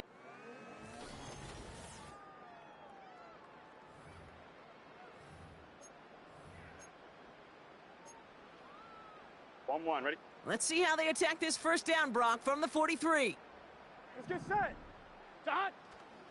Staying between the tackles with Mixon. And he's able to power this forward, but they stop him after 2 yards. You know, not a ton of yards, but still showing that commitment to the ground game. The type of run that keeps the defense from loading up in coverage and focusing entirely on that passing game.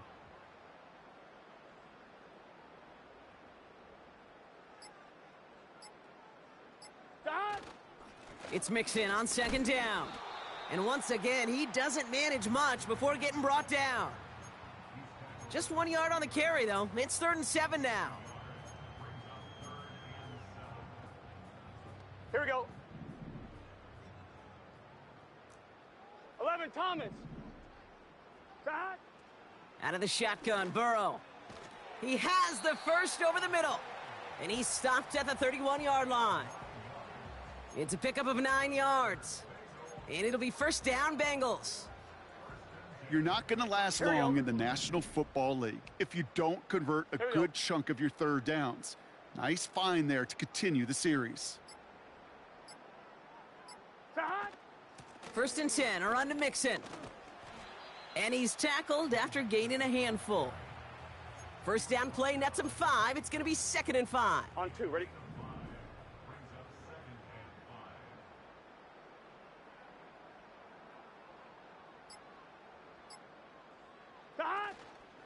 On the ground again with Mixon.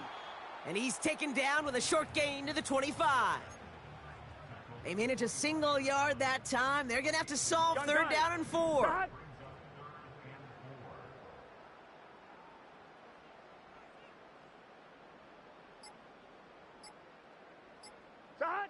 Burrow. Getting out to his left. Oh, he's going to run for it. Gets out of harm's way after stringing together some nice yards on that run. Here we go. They'll keep this drive moving and come to the line for 1st and 10.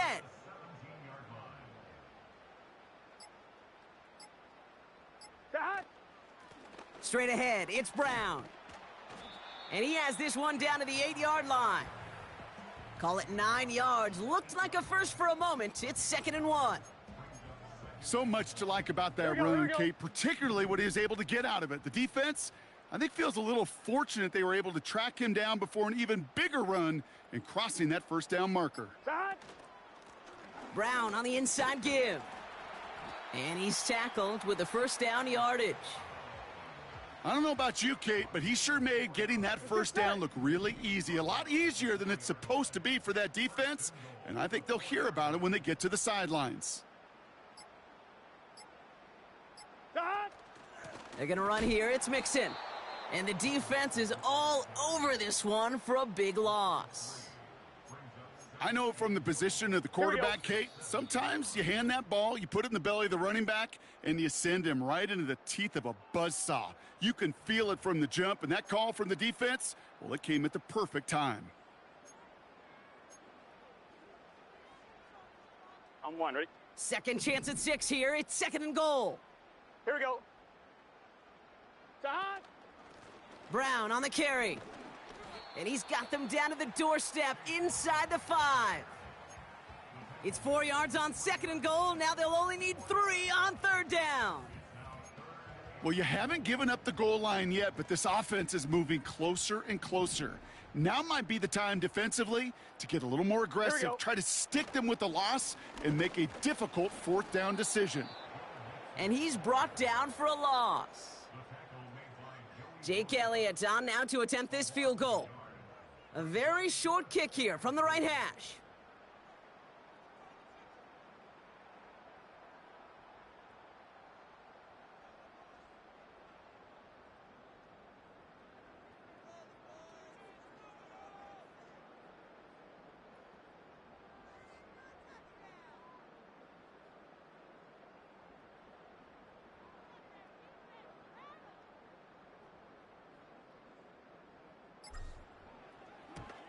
And it is good. No problems there on the shorter attempt.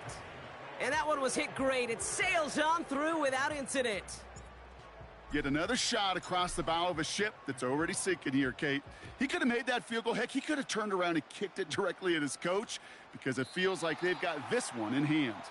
And he opts not to bring this one out, so they're going to enjoy some good starting field position from the 30. The Chargers offense getting set to take over. And this a final opportunity to make things a little closer in that final score.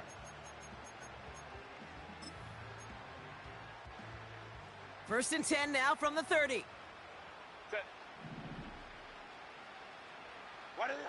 Working from the gun here, it's Herbert.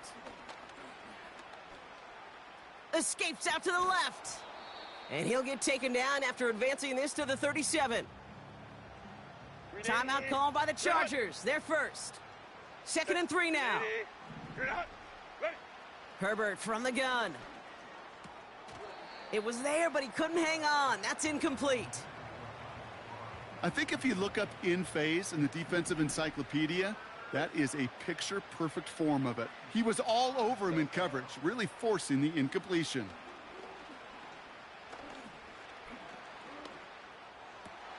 Oh, brother, it's another interception. Picked off by Dax Hill.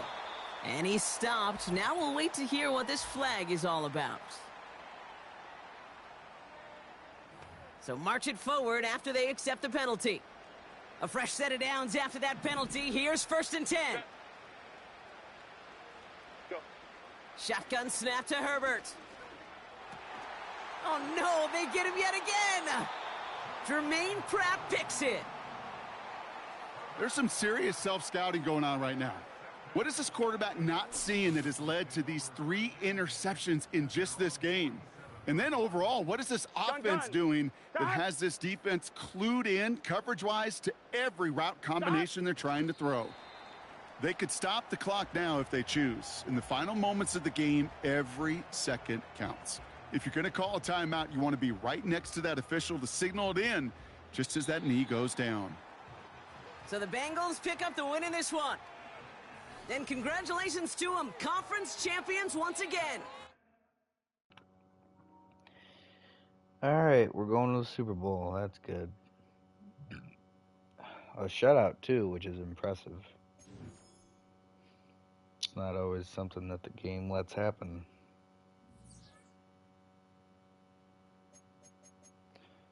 Who got hurt? Oh, yeah, Eric All.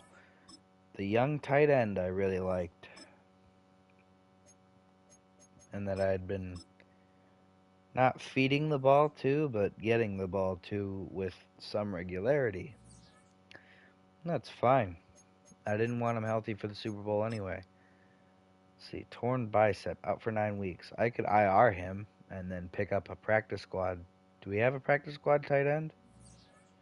Because if we do, I'm going to do that.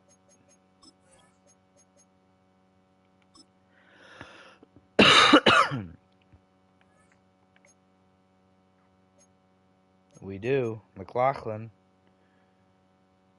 So I'm going to do that. I'm going to IR him, and I'm going to pick up McLaughlin.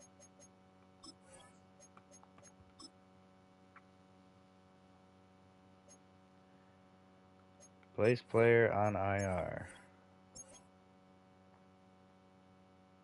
Because he's out for 9 weeks. So no reason to use him when we can't play him in the Super Bowl.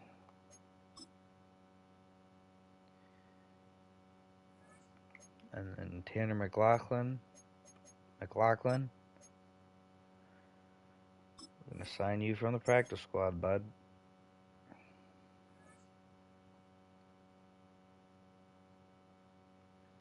Now I got to actually go in and put him in the depth chart.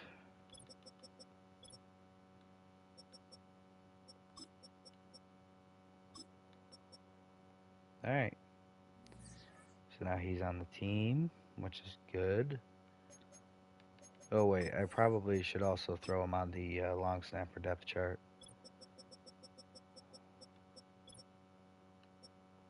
Get this guy off of there. Get this guy on there.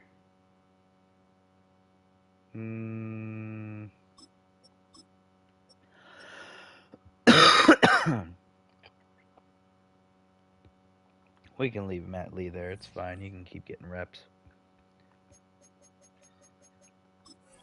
Alright, jump into next week. I'll check the Pro Bowl roster, but it doesn't really matter. Unfortunately, we can't practice this week. We do have weekly awards, though. Chase Brown and Jesse Bates. Yeah, Chase Brown really being a secret weapon for us. Because definitely nobody knew about him.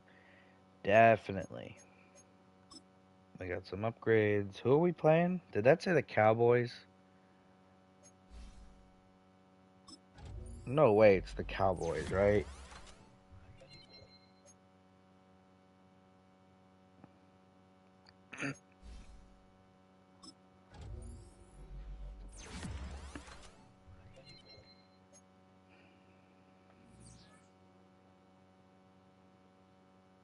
It's the... Yep, it is the Cowboys. Okay. So somehow the Cowboys managed to get all the way to the Super Bowl at the number 2 seed. They beat the Commanders, then they beat the Bucks, and then they beat the Lions. We, on the other hand, beat the Steelers and then the Chargers. We beat the 2 lowest seeds in the playoffs, which is wild. We were the only division winner to win a game. Like the Jets, Jaguars, and Chiefs all lost in the wild card round, which is absolutely mind-blowing because that's just not what normally happens. Also, 3 AFC North teams made it, which also doesn't normally happen. So we thumped the Chargers to get ourselves in, whereas the Cowboys had a relatively close game with the Lions to get in. So that's interesting. Let's check the Pro Bowl roster. I'm just going to scroll through it. I'm not really going to look at it too hard because obviously we can't have any players in it anyway.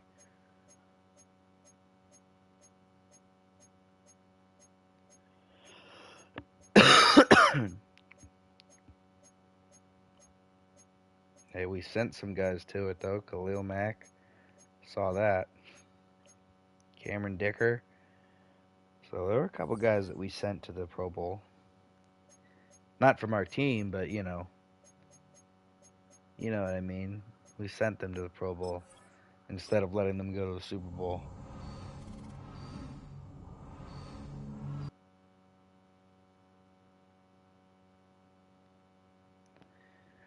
All right.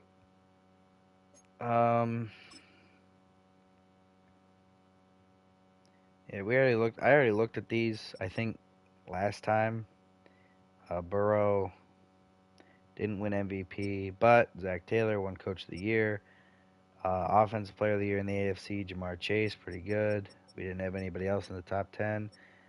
Carl Lawson was second for Defensive Player of the Year behind Devin Lloyd, which is kind of wild. Jermaine Pratt, 7th in voting there. We didn't really have any offensive rookies that did a lot. I mean, Eric All was the only guy, but he wasn't even a starter, so it was going to be hard. It was going to be an uphill battle for him to win it anyway. Defensive Rookie of the Year, though, Chris Jenkins absolutely lit it up for us, so he wins it overall with the whole league. Joe Burrow, second and best quarterback in the AFC. Best running back, we had Chase Brown in the top 10. That's about it. Best receiver, Jamar Chase won it by leading the league in receiving touchdowns and probably being up there in yards. I don't know how high up there, but up there, over 1,000. Best O-line, Kevin Zeitler was our only guy up here, which fair. We had a pretty rough O-line. Best D lineman, Carl Lawson won that. We also had Chris Jenkins at 8 in voting there. Best linebacker, Logan Wilson was 6. Jermaine Pratt was 8 in that. Best DB, we didn't win it, but Cam Taylor-Britt was up there. DJ Turner's up there. And Daxton Hill's also up there. All three of our corners in the top 10 for that. And then best kicker, our guy was 3rd, Jake Elliott. So, yeah, here's what I'm going to do. I'm going to do the practice and everything, and then I'm going to get myself lunch, and then I'll play the game. I'll play the Super Bowl. Super Bowl week, yeah.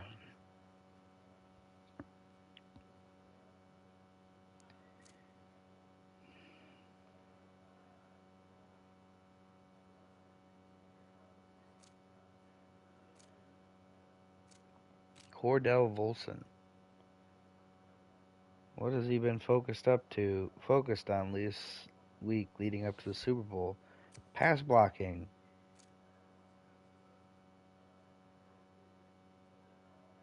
Nobody would ever have asked about Cordell Volson. Oh wow, +1 in pass blocking. My gosh, what a monumental upgrade. Alright.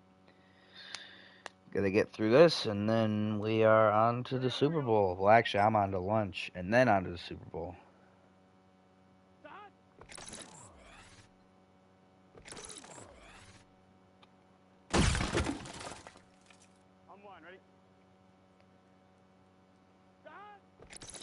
Yeah, Bengals, you bring everybody back. They're a pretty good team.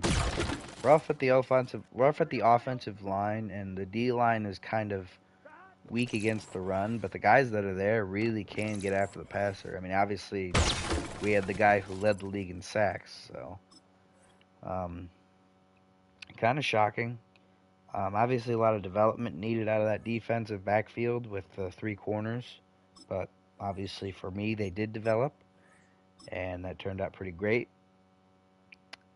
Offensively, productive, effective, top 10 in points, top 10 in yards. I mean, overall, I think it's a good team when everybody comes back together. What is going on? What in the world just happened? What was all that? Why was he running to the left?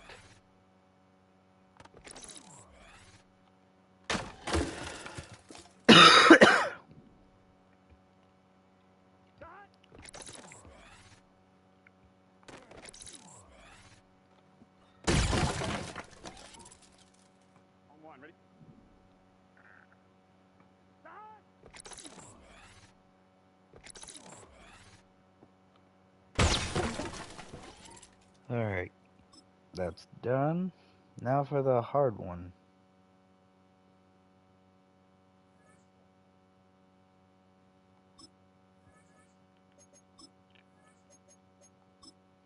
I would do coverage skeleton if it wasn't as awful as it was, but it's bad. There's nothing you can do about the guys who you aren't controlling just sucking in coverage. Speaking of sucking in coverage, I like how he knew to throw on the whip route way over the head. You know, because that's usually how you'd throw a whip route. You'd just launch it over top.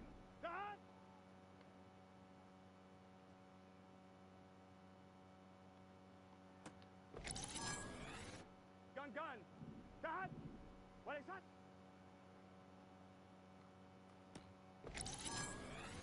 Here we go. Dad. All right, good. On one, ready? Oh man, I'm still sick. Here we go. Dad. That being said, hey, if we win, great. We'll be on to the Bills next week, or tonight, or tomorrow, whenever I get around to it. If we lose, then I'll be right back with the Bengals for another season.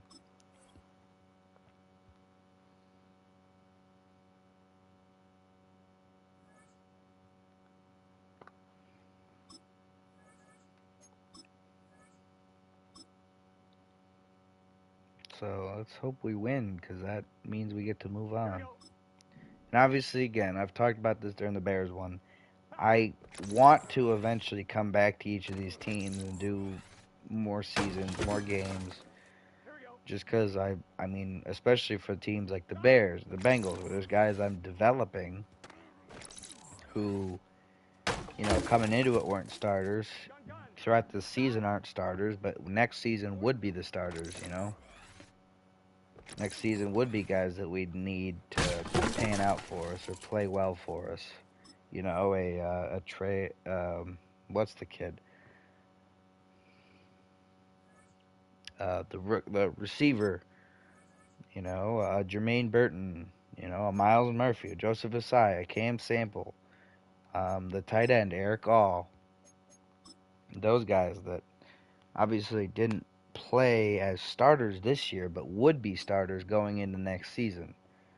Stuff like that I want to do. I do want to come back for to play more with him. Why did he stop? Why did he stop running? He just decided to stop running the route. Why?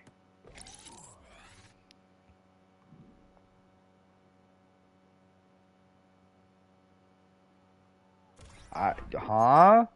Well, okay. Alright, this game is busted.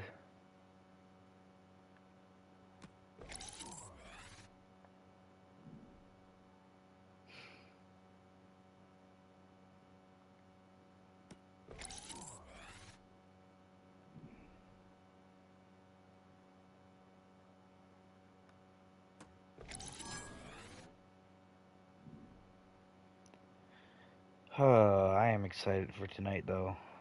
That game's gonna be fun. Because it's Bucks at Falcons tonight, I believe. And, I don't know, I like watching the Falcons. Not because they're good, it's just interesting to see what they're doing.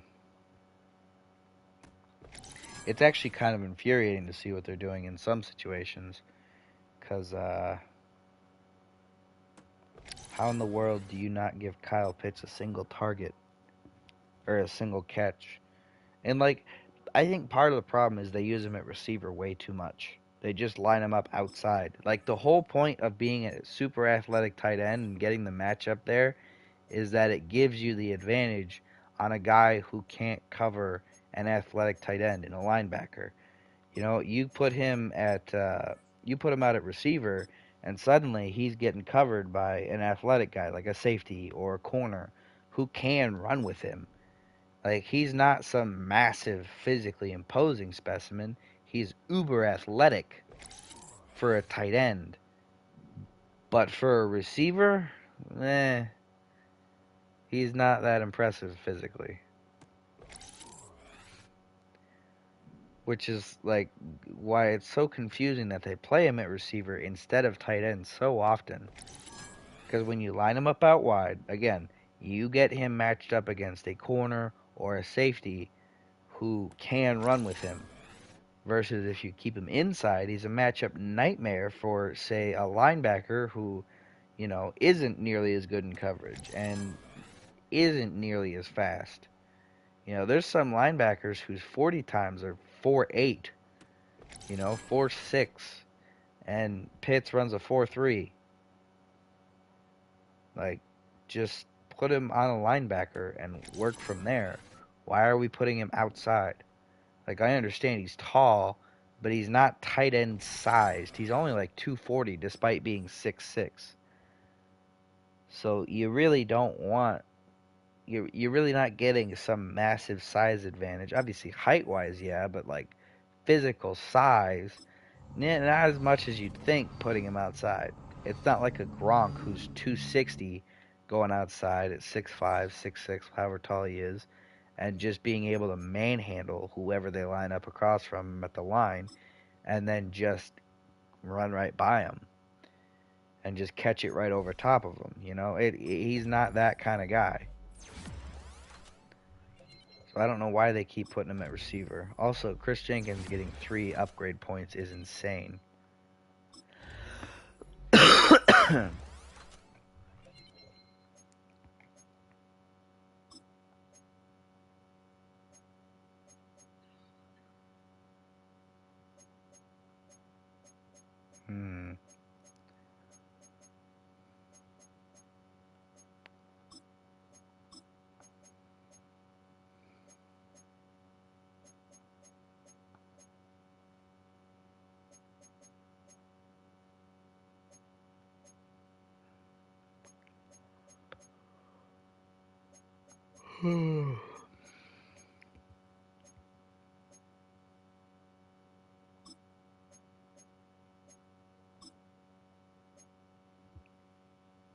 Alright. Jamar Chase got an upgrade. That's good. He's up to a 97.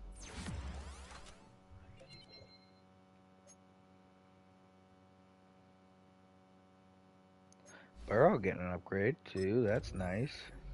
Did I give him quick draw and pocket deadeye? He has pocket deadeye. He has sideline deadeye. Where's quick draw?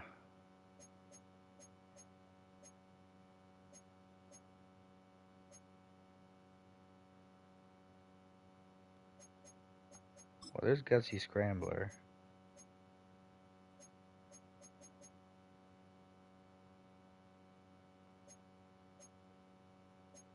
Because this guy needs quick draw.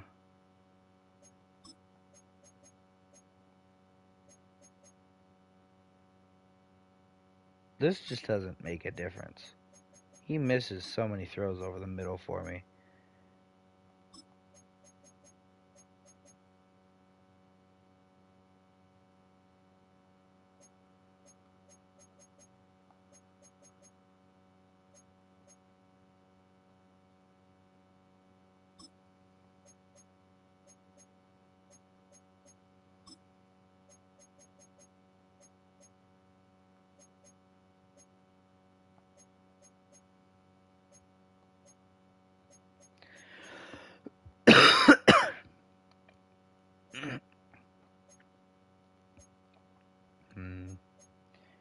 This is fine. Actually, what I want to do is I want to put Roaming Deadeye here because you can, and then Gutsy Scrambler here because that way you can actually do it.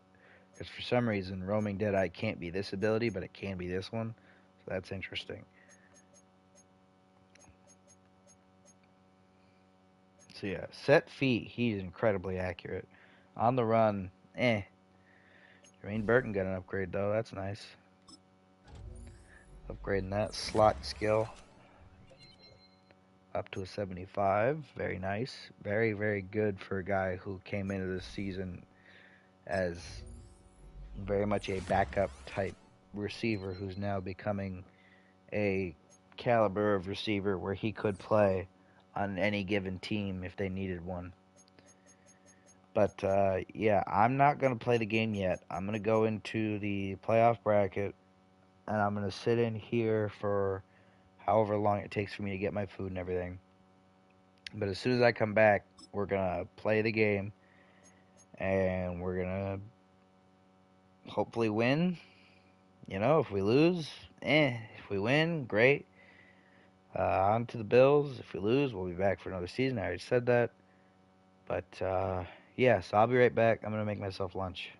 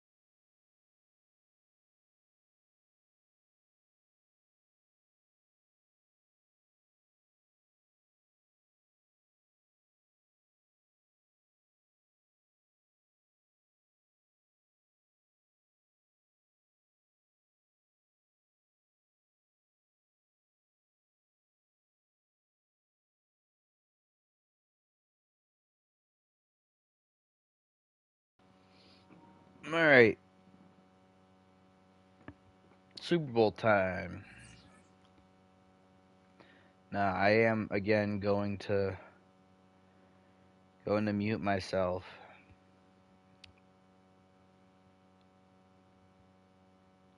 For the game. But, you know, obviously I'm still here because I'll be playing. And we got to beat the Cowboys. Hold on. I just want to see who they have. So, he does not have no outsiders. Quarterback, obviously, doesn't matter. So, DeMarcus Lawrence has no outsiders, which is important to note. But outside of that, we should have no problems running the ball. Absolutely zero problem running the ball. And now, oh, all right.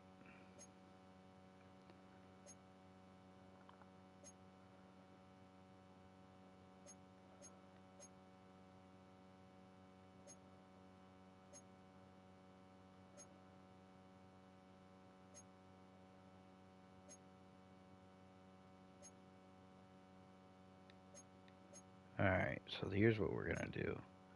Do we have an orange pair of pants?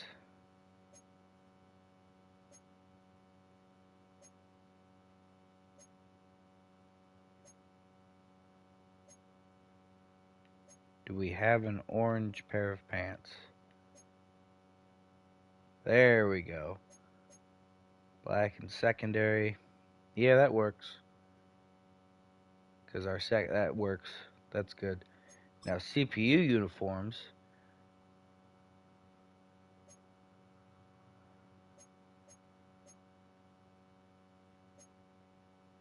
Do they even have like a blue uniform? They do, don't they? Yeah, they're away jersey, which is weird.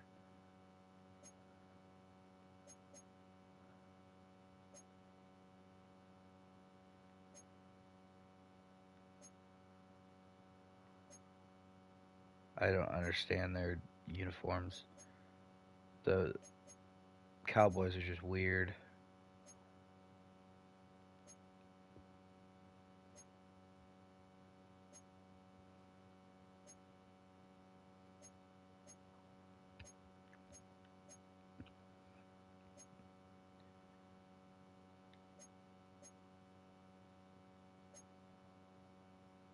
Alright, that works.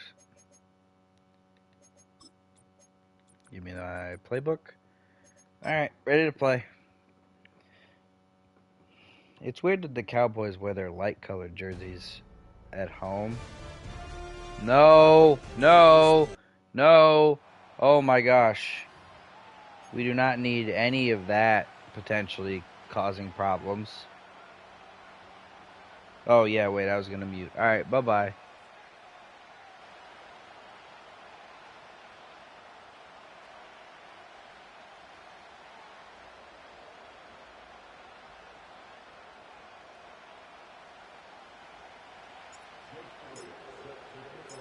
The football world has descended upon New Orleans, and Super Bowl 59 is underway. Return starts at the 9, and he's brought down just inside the 25 on the return. So here come the Cowboys for their opening drive. Bringing them out is a Mississippi State 4th-round pick in 2016 who's found considerable success in this league, Dak Prescott. I don't think I'm alone in this, Kate. To me, Dak is one of the easiest players to root for their success in the NFL. I think for me and for many others, well, it's based on all he's overcome, from tough playoff losses to significant injuries. But his leadership, his stats, his ability to play like an MVP in big moments, at his best, he really is all you could ever ask for. It's intercepted on the first play of the game. Jordan Battle with the INT. And the Bengals take over just inside the 40. They're at the opposing 39. There it is, partner. Tough to resist starting the game with a deep shot. I know you know that. It is aggressive, but also very high risk, high reward. It is, Kate, and you know as an offensive player, especially as a quarterback, you go to bed that night, these plays are scripted. You're going to come out, you're going to take a shot. There you got to show a little restraint. If it's not there and that defense has the awareness they just did, boy, you got to be real careful to not give them an opportunity to do what they just did and make a huge play defensively. First down now, ball at the 39-yard line. Here we go, here we go. Stop. Running for the first time with Joe Mixon. And he'll bowl his way ahead for a 4-yard pickup. That is just a good, solid run right there. I know, that's pretty basic commentary, but sometimes football can be basic. It keeps you on schedule, that kind of yards per carry, and you move the sticks. 2nd and 6 coming up here. Here's Burrow. Short pass caught by his tight end. And this is down to the 28 before the defense halts it. Now following that completion, we see a man shaken up. Officials calling for a pause as he gets looked at.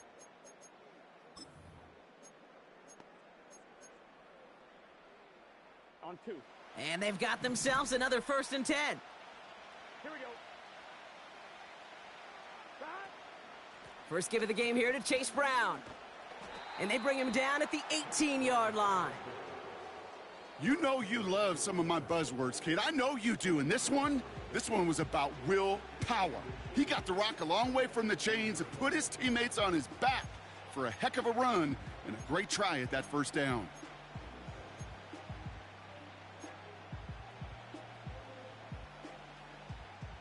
Here we go. Let's see what they want to do here, partner. It's 2nd and inches. Burrow from the gun. He'll dump this one off to his running back, complete. And this play reaches the 12-yard line before the stop is made. All right, I'll set up now. 1st and 10. Now it's Brown.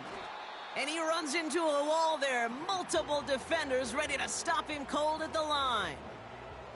Call it no gain on that run, and they face 2nd and 10. When you rush the passer, it's kind of like tracking down a runner. That same pass, same athleticism comes to life. He looked pretty good hunting his prey right there. Burrow back to throw. Escapes the pocket. And he drives this down to the 8 before going out. Well, you don't get the first down, but I'll tell you this, Kate, that drives the defense and the defensive coordinator nuts. They do everything right. They win, and yet still QB makes something out of nothing. On 3rd down, here's Burrow. It's caught. And he's brought down real close to that goal line at the 1. They find 7 yards, and now they've got 1st and goal. That's what we call situational football. You spend all week working on your nickel passing game package to take advantage of 3rd downs just like that. They'll break the huddle and come up on 1st and goal. This is Mixon. And he'll bring it into the end zone. Touchdown, Cincinnati. The Bengals parlay the interception into points. It's a Joe Mixon touchdown. Now Jake Elliott on to attempt the extra point. That one splits the uprights. And they add one on to their first touchdown of the contest.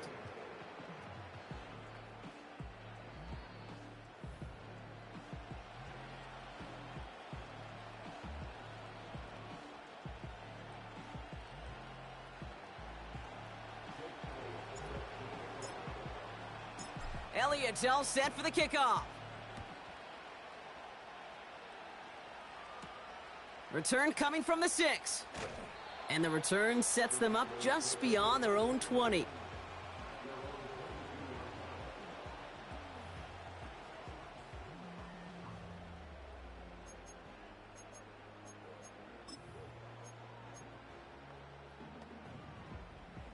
And the drive will start out with a 1st and 10.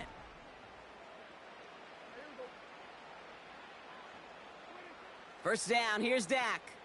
Tight end reels in the shallow throw. And that tackle stops him after a solid gain. Well, that's a pretty similar result to a 1st down run play. Moves it forward, keeps you on schedule, and makes 2nd and 3rd down a whole lot easier to manage. Halfway to the marker, it's 2nd and 5. From the 28. This one caught by C.D. Lamb. And he'll go down, and we'll say right at the 39-yard line. And that one goes for a gain of 11. And that's good for a Cowboys first down.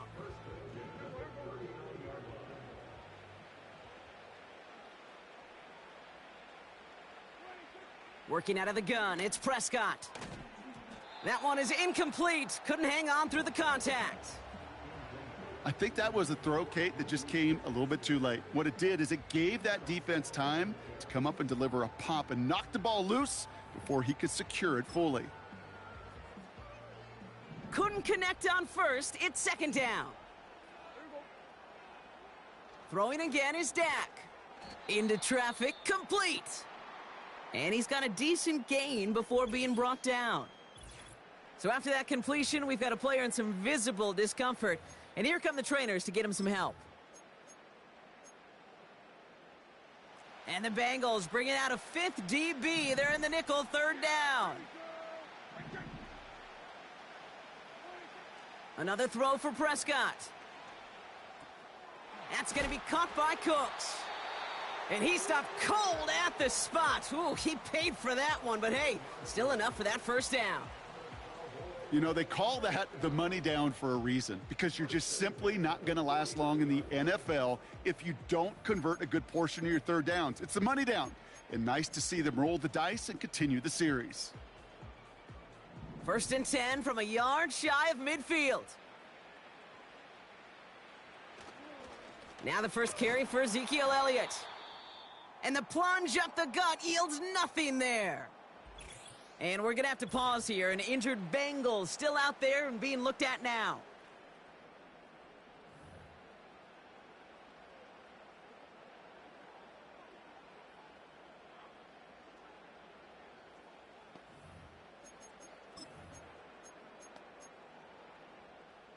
Second and 10, need to get some positive yardage here.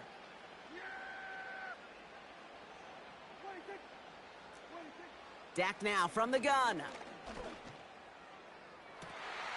Oh, his back's got it deep down the left sideline. And they catch up to him, but not until he's got a huge gain and a first down. A big 34-yard pickup there. And it'll be first down, Dallas. One thing we don't have in football is we don't have that radar gun. But if we did, Kate, this is the kind of throw, when you throw it that deep outside the numbers, that requires a serious fastball, serious arm strength, and he just showed it off. Here's Prescott, first and 10. He brings it in. And he will score. Touchdown, Dallas! The Cowboys reach pay dirt for the first time this game. So he finds his man in space, and then the wideout takes advantage. Nice finish there to take it in for 6. Yeah, no question about it. We know points are always a premium in this league, and this really becomes a 3 to 4 point play. Right, when you don't have to settle for field goals, you could throw it underneath and your receivers do that much damage in the open field and score a touchdown. That's big time. Brandon Aubrey now on for the extra point. That one right down the middle. And we're all tied up. Aubrey now to kick this one away. Fielded at the 7. Returns looking good so far. Coverage team tracks him down as the return reaches the 35. Cincinnati headed back out for its second drive now. And now after months and months of work, Brock, this is where they have to play their best football and stay disciplined in the moment. I love the way you set that up. I like to call it the voice of poise, right? In your own head. Don't make this moment bigger than it is. It is huge for all of us watching it and a part of it. You got to stay calm. You got to execute. And you got to put your team in the best position to go clinch that Lombardi. No hesitation, and that one's caught. And he'll get it up to the 44. You know, Kay, that is the epitome of trust right there. Right? When the ball is let out of his hands, I think everybody on the sidelines in the stadium went, because he threw it in double coverage. And you may question the decision, but it's tough to challenge it when it produces results like that. Nice spot here for the offense. It's 2nd and 1. Play action now. Burrow. Boyd hauls it in. And they make the tackle at the 38. They'll get 18 yards there. And it sets up a Cincinnati first down. Here we go. New set of downs for him at the 38. Now a give to Mixon. And he gets this one down to the 30-yard line. It's an 8-yard pickup, and they're going to have 2nd and 2 next. That's a run that you'll take the result in the NFL every time. A nice play, a solid game, but it's also a run that you know, and you may come back to, because if you were that close to breaking off an explosive one, you really break the backs of a defense. That's the end of one here in Super Bowl 59.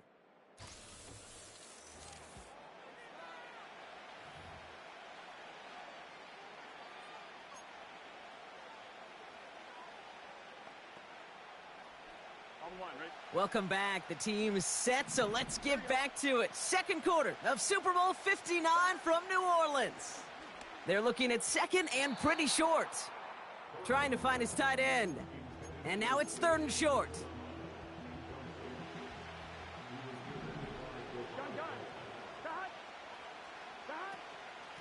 A run with Brown.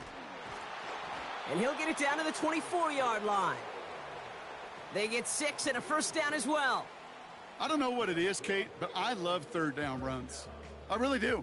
I know the receivers don't always like it because money down, they want the ball, but a 3rd down run for a first down can be so demoralizing to that defense. Still on the move, coming to the line for 1st and 10. 11 MT. Burrow out of the shotgun. And down he goes. The Cowboy defense gets it done. And the big play drives them backwards. 2nd down coming up. Here we go.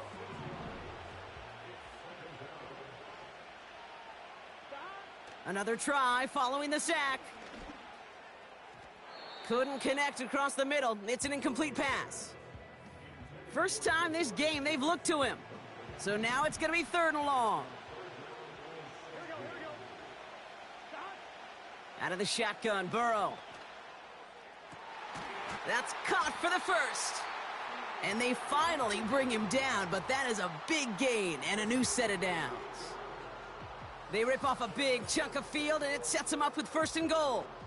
You know, Kate, you'll find teams go to this crossing route concept sometimes a dozen times a game. And a lot of times it's for shorter yardage, but sometimes things break in the right coverage for a much bigger impact play, just like that.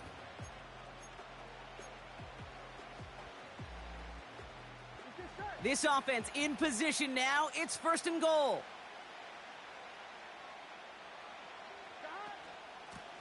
Going with Brown on the ground. And he gets in. Touchdown. The Bengals take a 2nd quarter lead. So, Brock, this offense starting to find its rhythm a bit as they finish things with a touchdown there to give them the lead. And the key word there that you said is finish, because you want to have that mindset, even in early in the game, that field goals aren't going to cut it. So that's great work to make sure they finish with 6 points. That one splits the uprights, and they'll continue adding to their lead.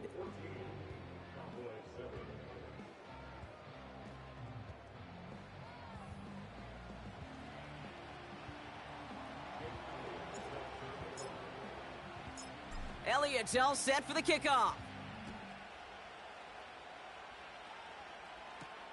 Brings in the kick at the 9.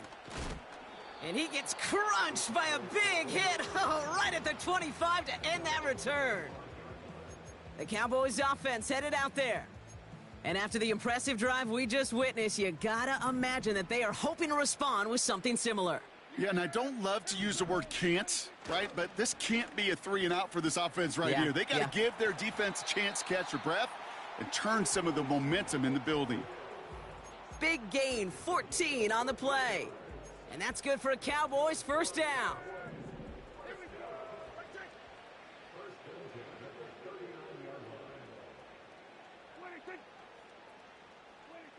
From the gun is Prescott. Defender arrives right as the ball does, and the hit knocks it free. Incomplete. No dice on that prior pass. Here's 2nd down. Dak off the play fake. Brought in by Elliott. And nothing doing on that run. Defenders bottle it up quickly. You know, you compare and contrast stats over the decades, Kate. One thing you see is the completion percentages are through the roof. In this day and age, compared to the 60s and the 70s, a big reason is just completions like that. Utilizing every one of your eligible receivers. That time, a running back in the flat. Cowboys punting it away here on 4th, and it's the long-time vet Brian Anger on now.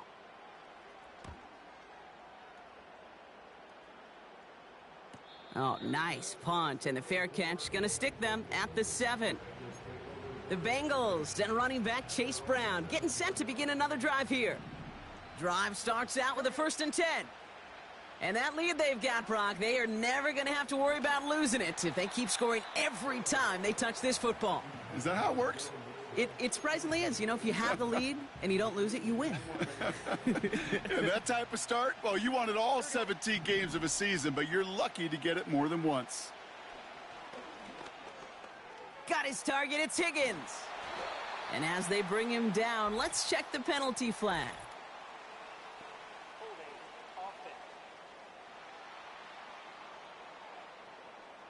Fighting all he could to keep his quarterback upright, but crossed the line there. That earns the holding penalty.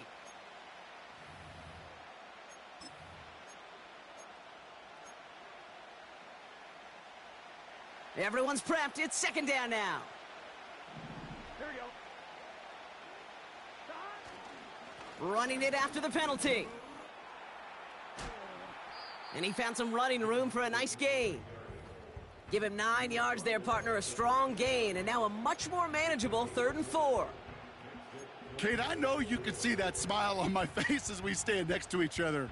Sure, I love that run, but I'm thinking about some great running backs. In fact, Corey Dillon, who created a lot of negative grades on my play sheet because I didn't want to carry out no fake. I wanted to watch the damage he could do like we just saw. Timing is everything in life, and timing is everything defensively. That throw was just a little bit late and gave the defense time to close, deliver a pop, and knock that ball loose.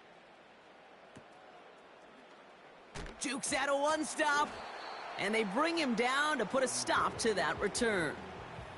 Call that a booming 56 yards in the end. And the Cowboys will get set to go on offense. 1st and 10 from a yard shy of midfield. His drive will begin with a run from Elliott. Juke the defender. And that's good yardage with a new set of downs.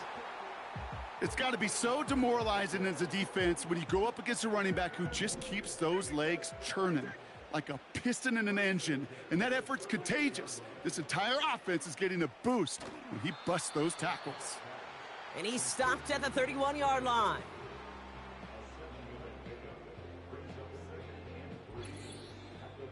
We've reached the 2-minute warning. The Cowboys driving ahead.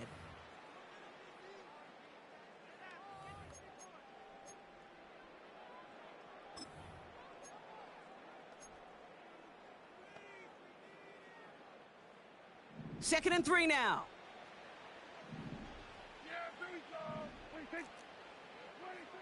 From the 31. Got Lamb, and it's complete. And he's able to take this one down to the 25. A 5-yard gain on the play. And it'll be 1st down, Dallas.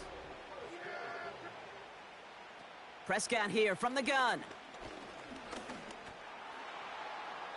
And he's just going to get rid of this one. Smart move there. When you saw the field, it's going to be 2nd down.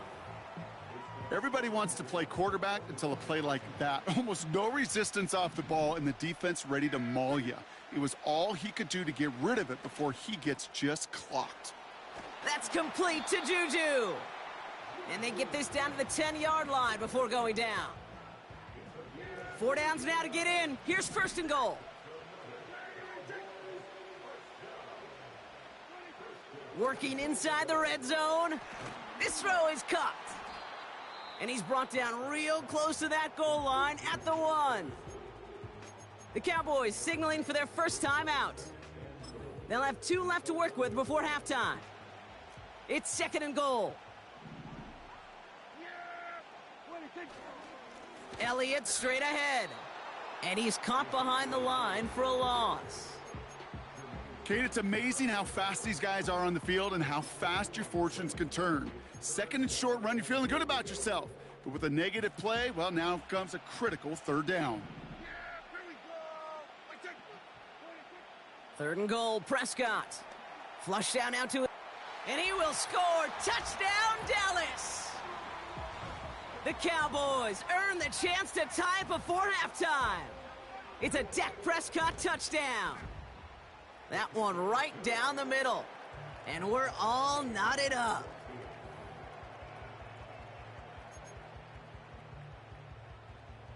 Aubrey now to kick this one away. This return starts at the 5. They track him down, but a nice return in the end there, Brock. He's up to the 38. The Bengal offense getting the football late in the first half. And with all their timeouts remaining, Brock, they may be able to put a little something together here before halftime. They dump it off to the back. Continuing to move past the 45. And he'll be brought down a step or two shy of midfield. They're going to mark him at the 48. We've heard it said, and I believe it to my core, football is the ultimate team sport. And a well-run screen like that is the ultimate team play because it takes all 11 doing their job. From the 48. An all-around tough play for him. He took a shot on the release, and it definitely affected the throw. It's incomplete. That is a DB's best friend, pressure. That pressure earned that incompletion. They came in before he could find a target and hit him to alter that last-second attempt to get rid of it. Complete beyond the marker. And they'll get him down after he gets into the 48. Cincinnati uses its second timeout. First and 10, ball set up at the 48. To throw again, it's Burrow. And that's going to be incomplete. Still time for a couple of plays, though. 15 seconds left. So after the incompletion, here comes the second down call. Burrow from the gun. This ball's caught by Uzama. And they catch up to him, but not until he's got a huge gain and a first down. Now, just before the break, a timeout taken by the offense, and they can try for some points going into the break. Only time left for one more snap, Brock, so they're going to run out their field goal unit. Ball on the left hash for this 41-yarder. And that one is good. A little longer, but no problem at all. So we have reached half, and with a push of a button, we say so long to the halftime report and jump right back to the start of the third quarter.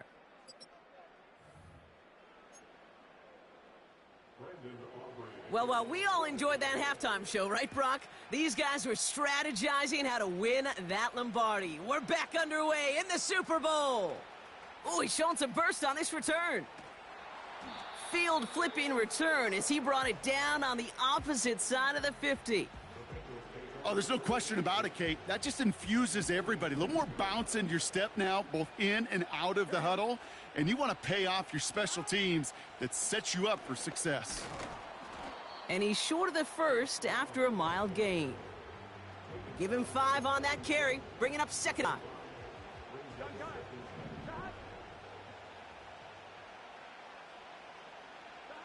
From the 41. Quick hitter complete. And not much doing. He stopped quickly. That's a defense's goal, right, Kate? Just get us to third down so we can have a chance to get off the field. And that was a good adjustment on that stop in particular, when the back ended up being the target, and they were able to keep him short of the sticks. Now a shotgun handoff to Brown. And the defense gets there to force a small loss. If only this defense could look like that on every play, Kate. They were angry, motivated, focused, and they took that anger out on him and this offense, forcing a fourth down. Running for it, Mixon. And he's able to take this one down to the 25. They stun the defense with a gain of 14 on fourth down and pick up the first. From the gun, a give to Brown. Gets to space right side. And he'll bring it into the end zone. Touchdown, Cincinnati! The Bengals grow the lead coming out of halftime. Elliott on now to attempt the point after. That one splits the uprights. And they'll continue adding to their lead.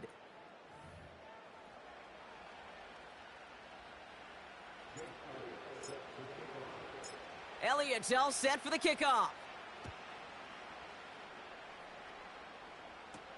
Starting from the 5. And he's walloped just as he gets across the 25. What a hit. He's down shy of the 30.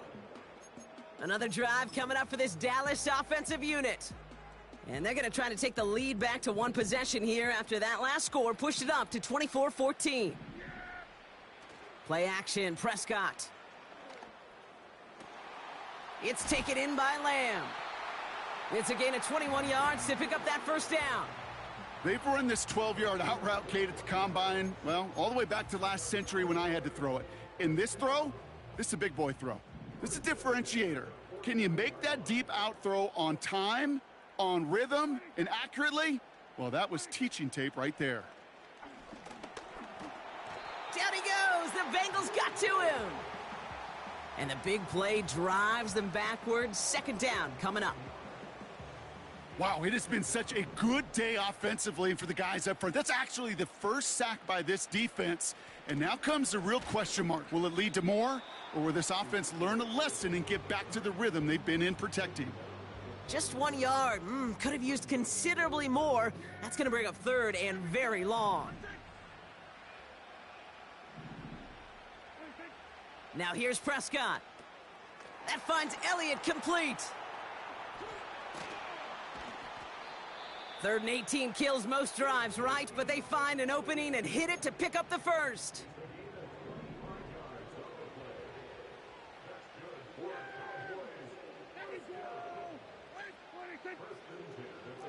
First down, here's Dak.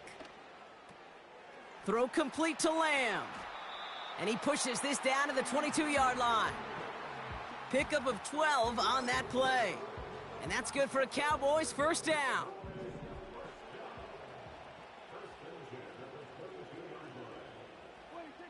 Working out of the gun, it's Prescott. Rifles it, and it's caught. And he's brought down inside the 10 at the 9. That's a gain of 13, and it sets him up with 1st and goal.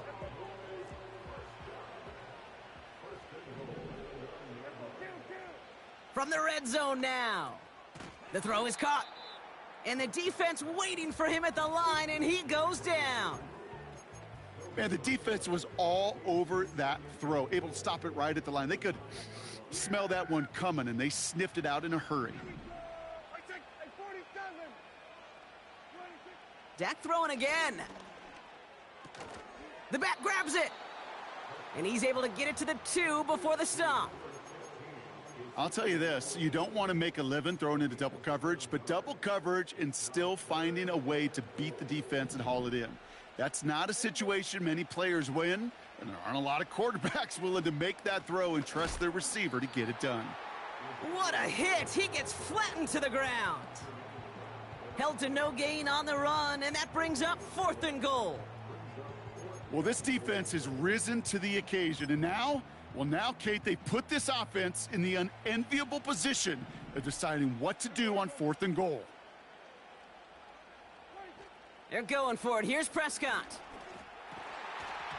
And they won't do it. That falls incomplete on 4th down. Oh, there was so much good on that play. Right play call, good route, great throw, Kate. Just needed to make the catch. That's a situation you expect your guys to convert in every time. Now begin with a run by Mixon. And without much room to work, he has a minimal gain on the final play of the 3rd quarter.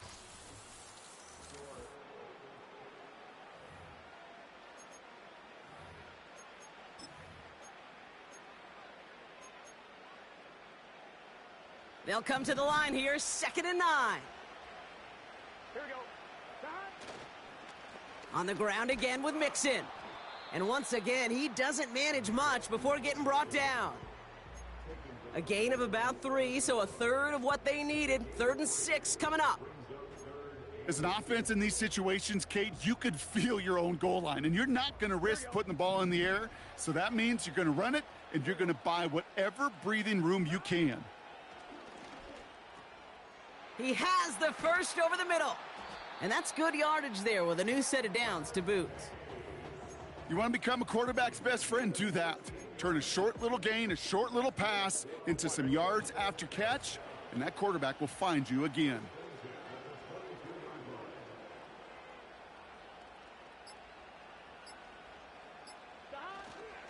First and 10, a run to Mixon. And he powers through the middle for a gain of 4. They'll come away happy getting that type of output on most run plays. It's a sign, well, they're getting some good push up front, and this running back is seeing the lanes and paying them off. 2nd and 6 coming up here. From the 27. Completes this one to Chase. And he'll pick up enough to move the chains. They like to say it's about the Jimmies and the Joes. I think that's about the X's and the O's. That's a well-drawn-up completion that nets them a first down. Here's 1st and 10 from the 34. Out of the shotgun, a give to Mixon. And they try to power it forward, but only a couple of yards there. That's a pretty good stop on first down. This defense now gets a chance to dictate, and that's what all the great defenses want to do, Kate. They want to dictate it on their terms and not just be reacting to what the offense is always doing. Here we go, here we go. 8 yards to go. Let's see how they approach this 2nd down.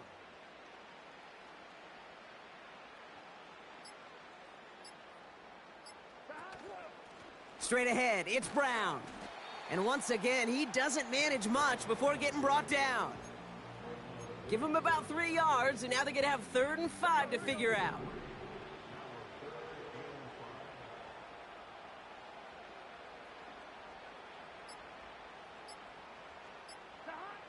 Burrow out of the shotgun.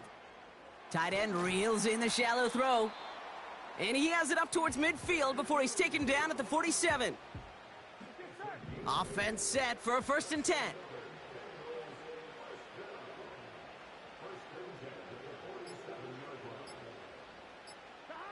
Out of the shotgun, Burrow. He'll get this one to Brown. And they're going to touch him down after a short pickup. Just get this guy touches. I don't care how, I don't care when. Just find unique ways to get this running back the ball, and over time, he's going to make you pay.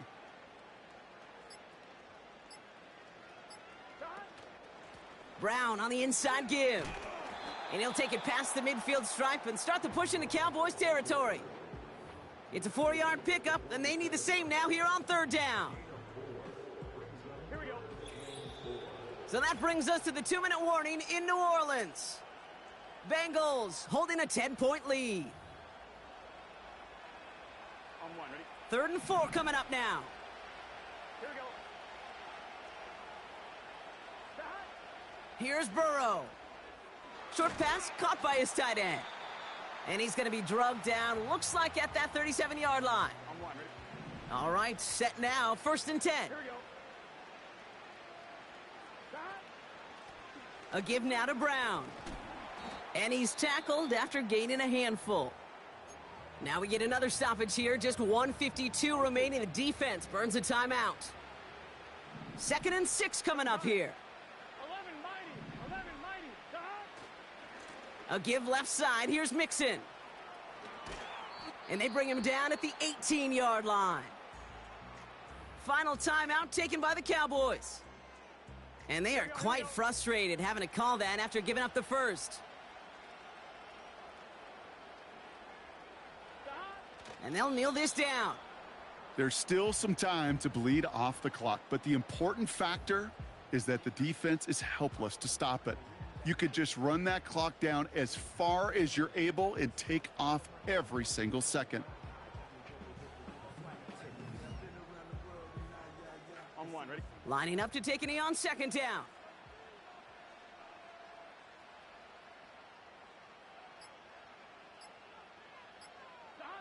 And they'll take a knee. This is situational football at its best. There's still some time left to bleed off the clock, but the really important thing here is you've got to bleed every second of that clock that you can. We win. And he's going to take a knee. Nothing left to do now, Kate, but celebrate on one side. Yeah, and but watch on hopelessly from the other. I mean, yeah, that's it. As the seconds tick away, that's gonna be a Super Bowl victory for the Bengals and a successful single season with them. And again, looking back on it, very talented team at the skill positions, rough on both lines, but if you develop it right and you just work on it and you find workarounds for the deficiencies, you know, be a passing team as opposed to a running team. It helps with the O-line. Quick passes in particular, screen passes, stuff like that really helps. You know, a lot of stuff with the, as far as being efficient, picking and choosing when to run the ball. Because with the Bears, they had a good enough offensive line and a good enough set of backs. I would just run it whenever I felt like it. Like it was just run the ball. I mean, 3rd and 5 was still a run down if I felt like it with that team. You know, if I just felt like running the ball, I could. But with the Bengals, it was more of a and my partner in crime here, Mr. Brock run out of Huard. necessity Until and next run out of season, circumstance. I'm That's Scott. why a Thanks lot for of the joining times us, I would everybody, do and that. good night I from would New go to where Orleans. there's only the linemen, try to spread the defense out entirely, because when they're all stacked up, or go goal line, so we just completely outmatch them because they're not going to go goal line defense unless we're actually on the goal line. So I would do that to try and get those advantageous matchups, either numbers-wise or spacing-wise, just simply for the fact that there was no other way to get space sometimes. And that's something that you have to do when you have a bad offensive line, which this team does. I mean, there's no way around that fact. It's a bad offensive line. But that being said, it's serviceable enough. You know, it's got one good tackle, one good guard. The other guard is okay. The other tackle is okay. The centers obviously was a rough spot. I mean, there's no way around that fact. It was rough at center. But I mean, the team was good enough, and we just won the Super Bowl, obviously. So, you know, whatever happens, happens, and I'm gonna advance week, and then we're gonna call it a stream. And when we come back, I might come back after the game tonight. I will be on tomorrow. Problem with tomorrow, though, is that I can't be talking. It'll be back to no commentary. But, let's see. Did anybody retire for us? Oh, Zeitler retired. Which isn't shocking. We kind of expected that. He was an old dude. We can replace him in the draft, though. I mean, really, our first and second round picks should be linemen. 10 carries, 59 yards, 2 touchdowns, 2 catches for 5 yards. Yeah, he had quite the game. Jordan Battle also had an award. Oh, storylines, new message. Alright, let's see. Amarius Mims. I don't want to talk to Joe Mixon. I don't care. Joe Mixon's a guy that I'm not investing anything into. I am just waiting for him to start withering away.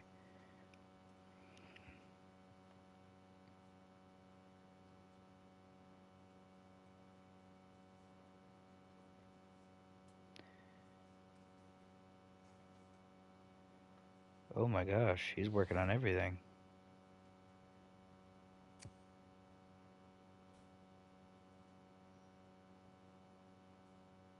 Alright, that works. Let's see. Press conference for after winning the Super Bowl, I guess. Did we lose a coordinator or something?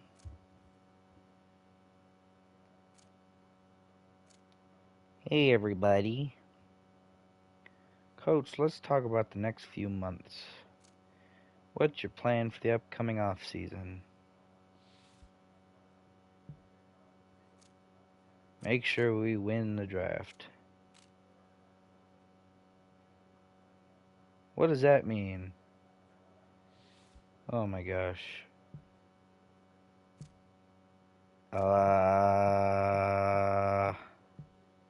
Sure, we'll say draft a difference maker. That's fine. I mean, we're exclusively looking at linemen for the first couple rounds. So that's all we can look at. Got upgrades, probably from practice squad guys. Oh, Amarius Mims did get an upgrade. That's nice. He's developing quite nicely. Who else got an upgrade? Tyler Boyd. I'm sure he regressed some, so this upgrade helps peter that down a little bit. Because he definitely regressed. Yeah. He dropped 7 overall. Or 7 points. So, probably dropped 1 or 2 overall. But, still at an 80. So, CJ Uzama absolutely tanked.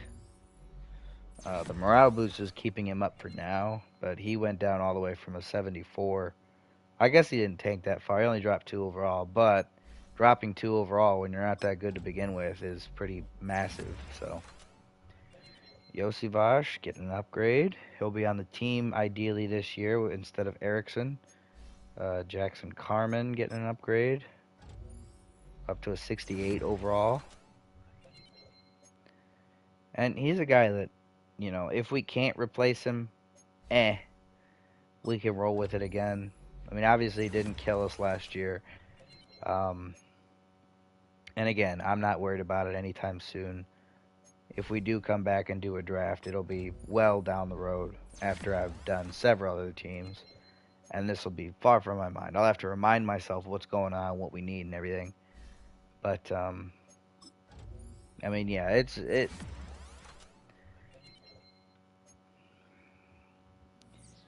one of those things where, as much as I would hate to have to use him again, if I use him again,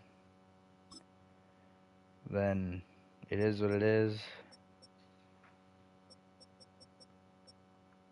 Who got hired? Actually, I just need to see from my own staff. Did we lose a guy? No, we did not. That's kind of shocking.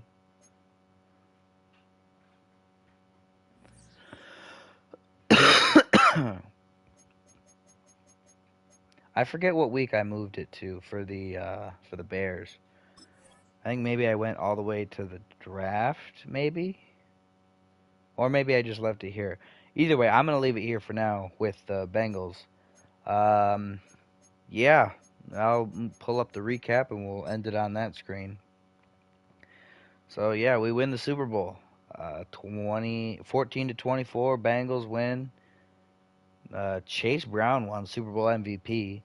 Obviously, Zach Taylor won Coach of the Year. Jamar Chase won Offensive Player of the Year. And we did not have a Rookie of the Year on either side of the ball overall. Obviously, in our own conference we did, but that's just because Madden's busted. So, yeah, much better season than the 21 season where we ended up losing in the Super Bowl. This time we actually won in the Super Bowl. So, yeah, that's going to do it.